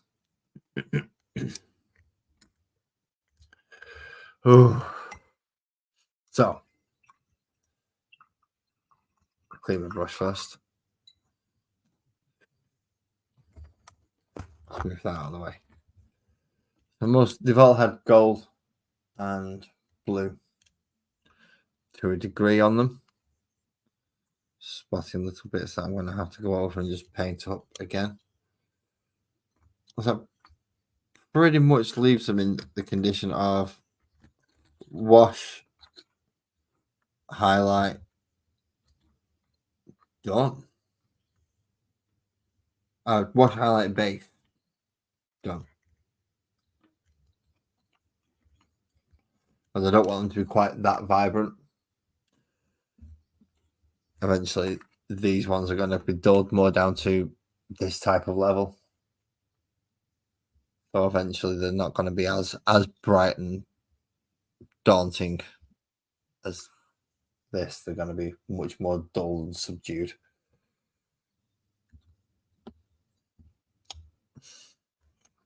A better example would be able to compare direct ones, wouldn't it, really? So there you go. See how that one's very bright yellow and that one's much more dull.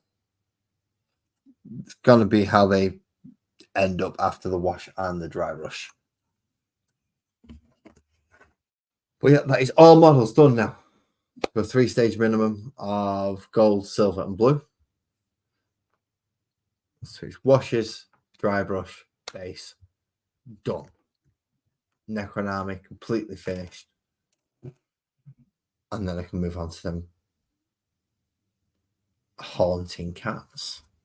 So First of all, I need to find my mouse because I've got no idea where this thing is because I've changed it over while I'm doing it. Well, thank you very much for everyone coming this evening. Thank you all for staying. Francois, Kirsty, Buzzard, McT, Louise, everybody who came in, as well as my two wonderful guests, Captain Baptin and the Eclectic Beard himself. If you're not aware of them, please go check out their channels. The Eclectic Beard does have a few, so you won't be there for a while. But thank you all for joining me. Drive safe, and I'll see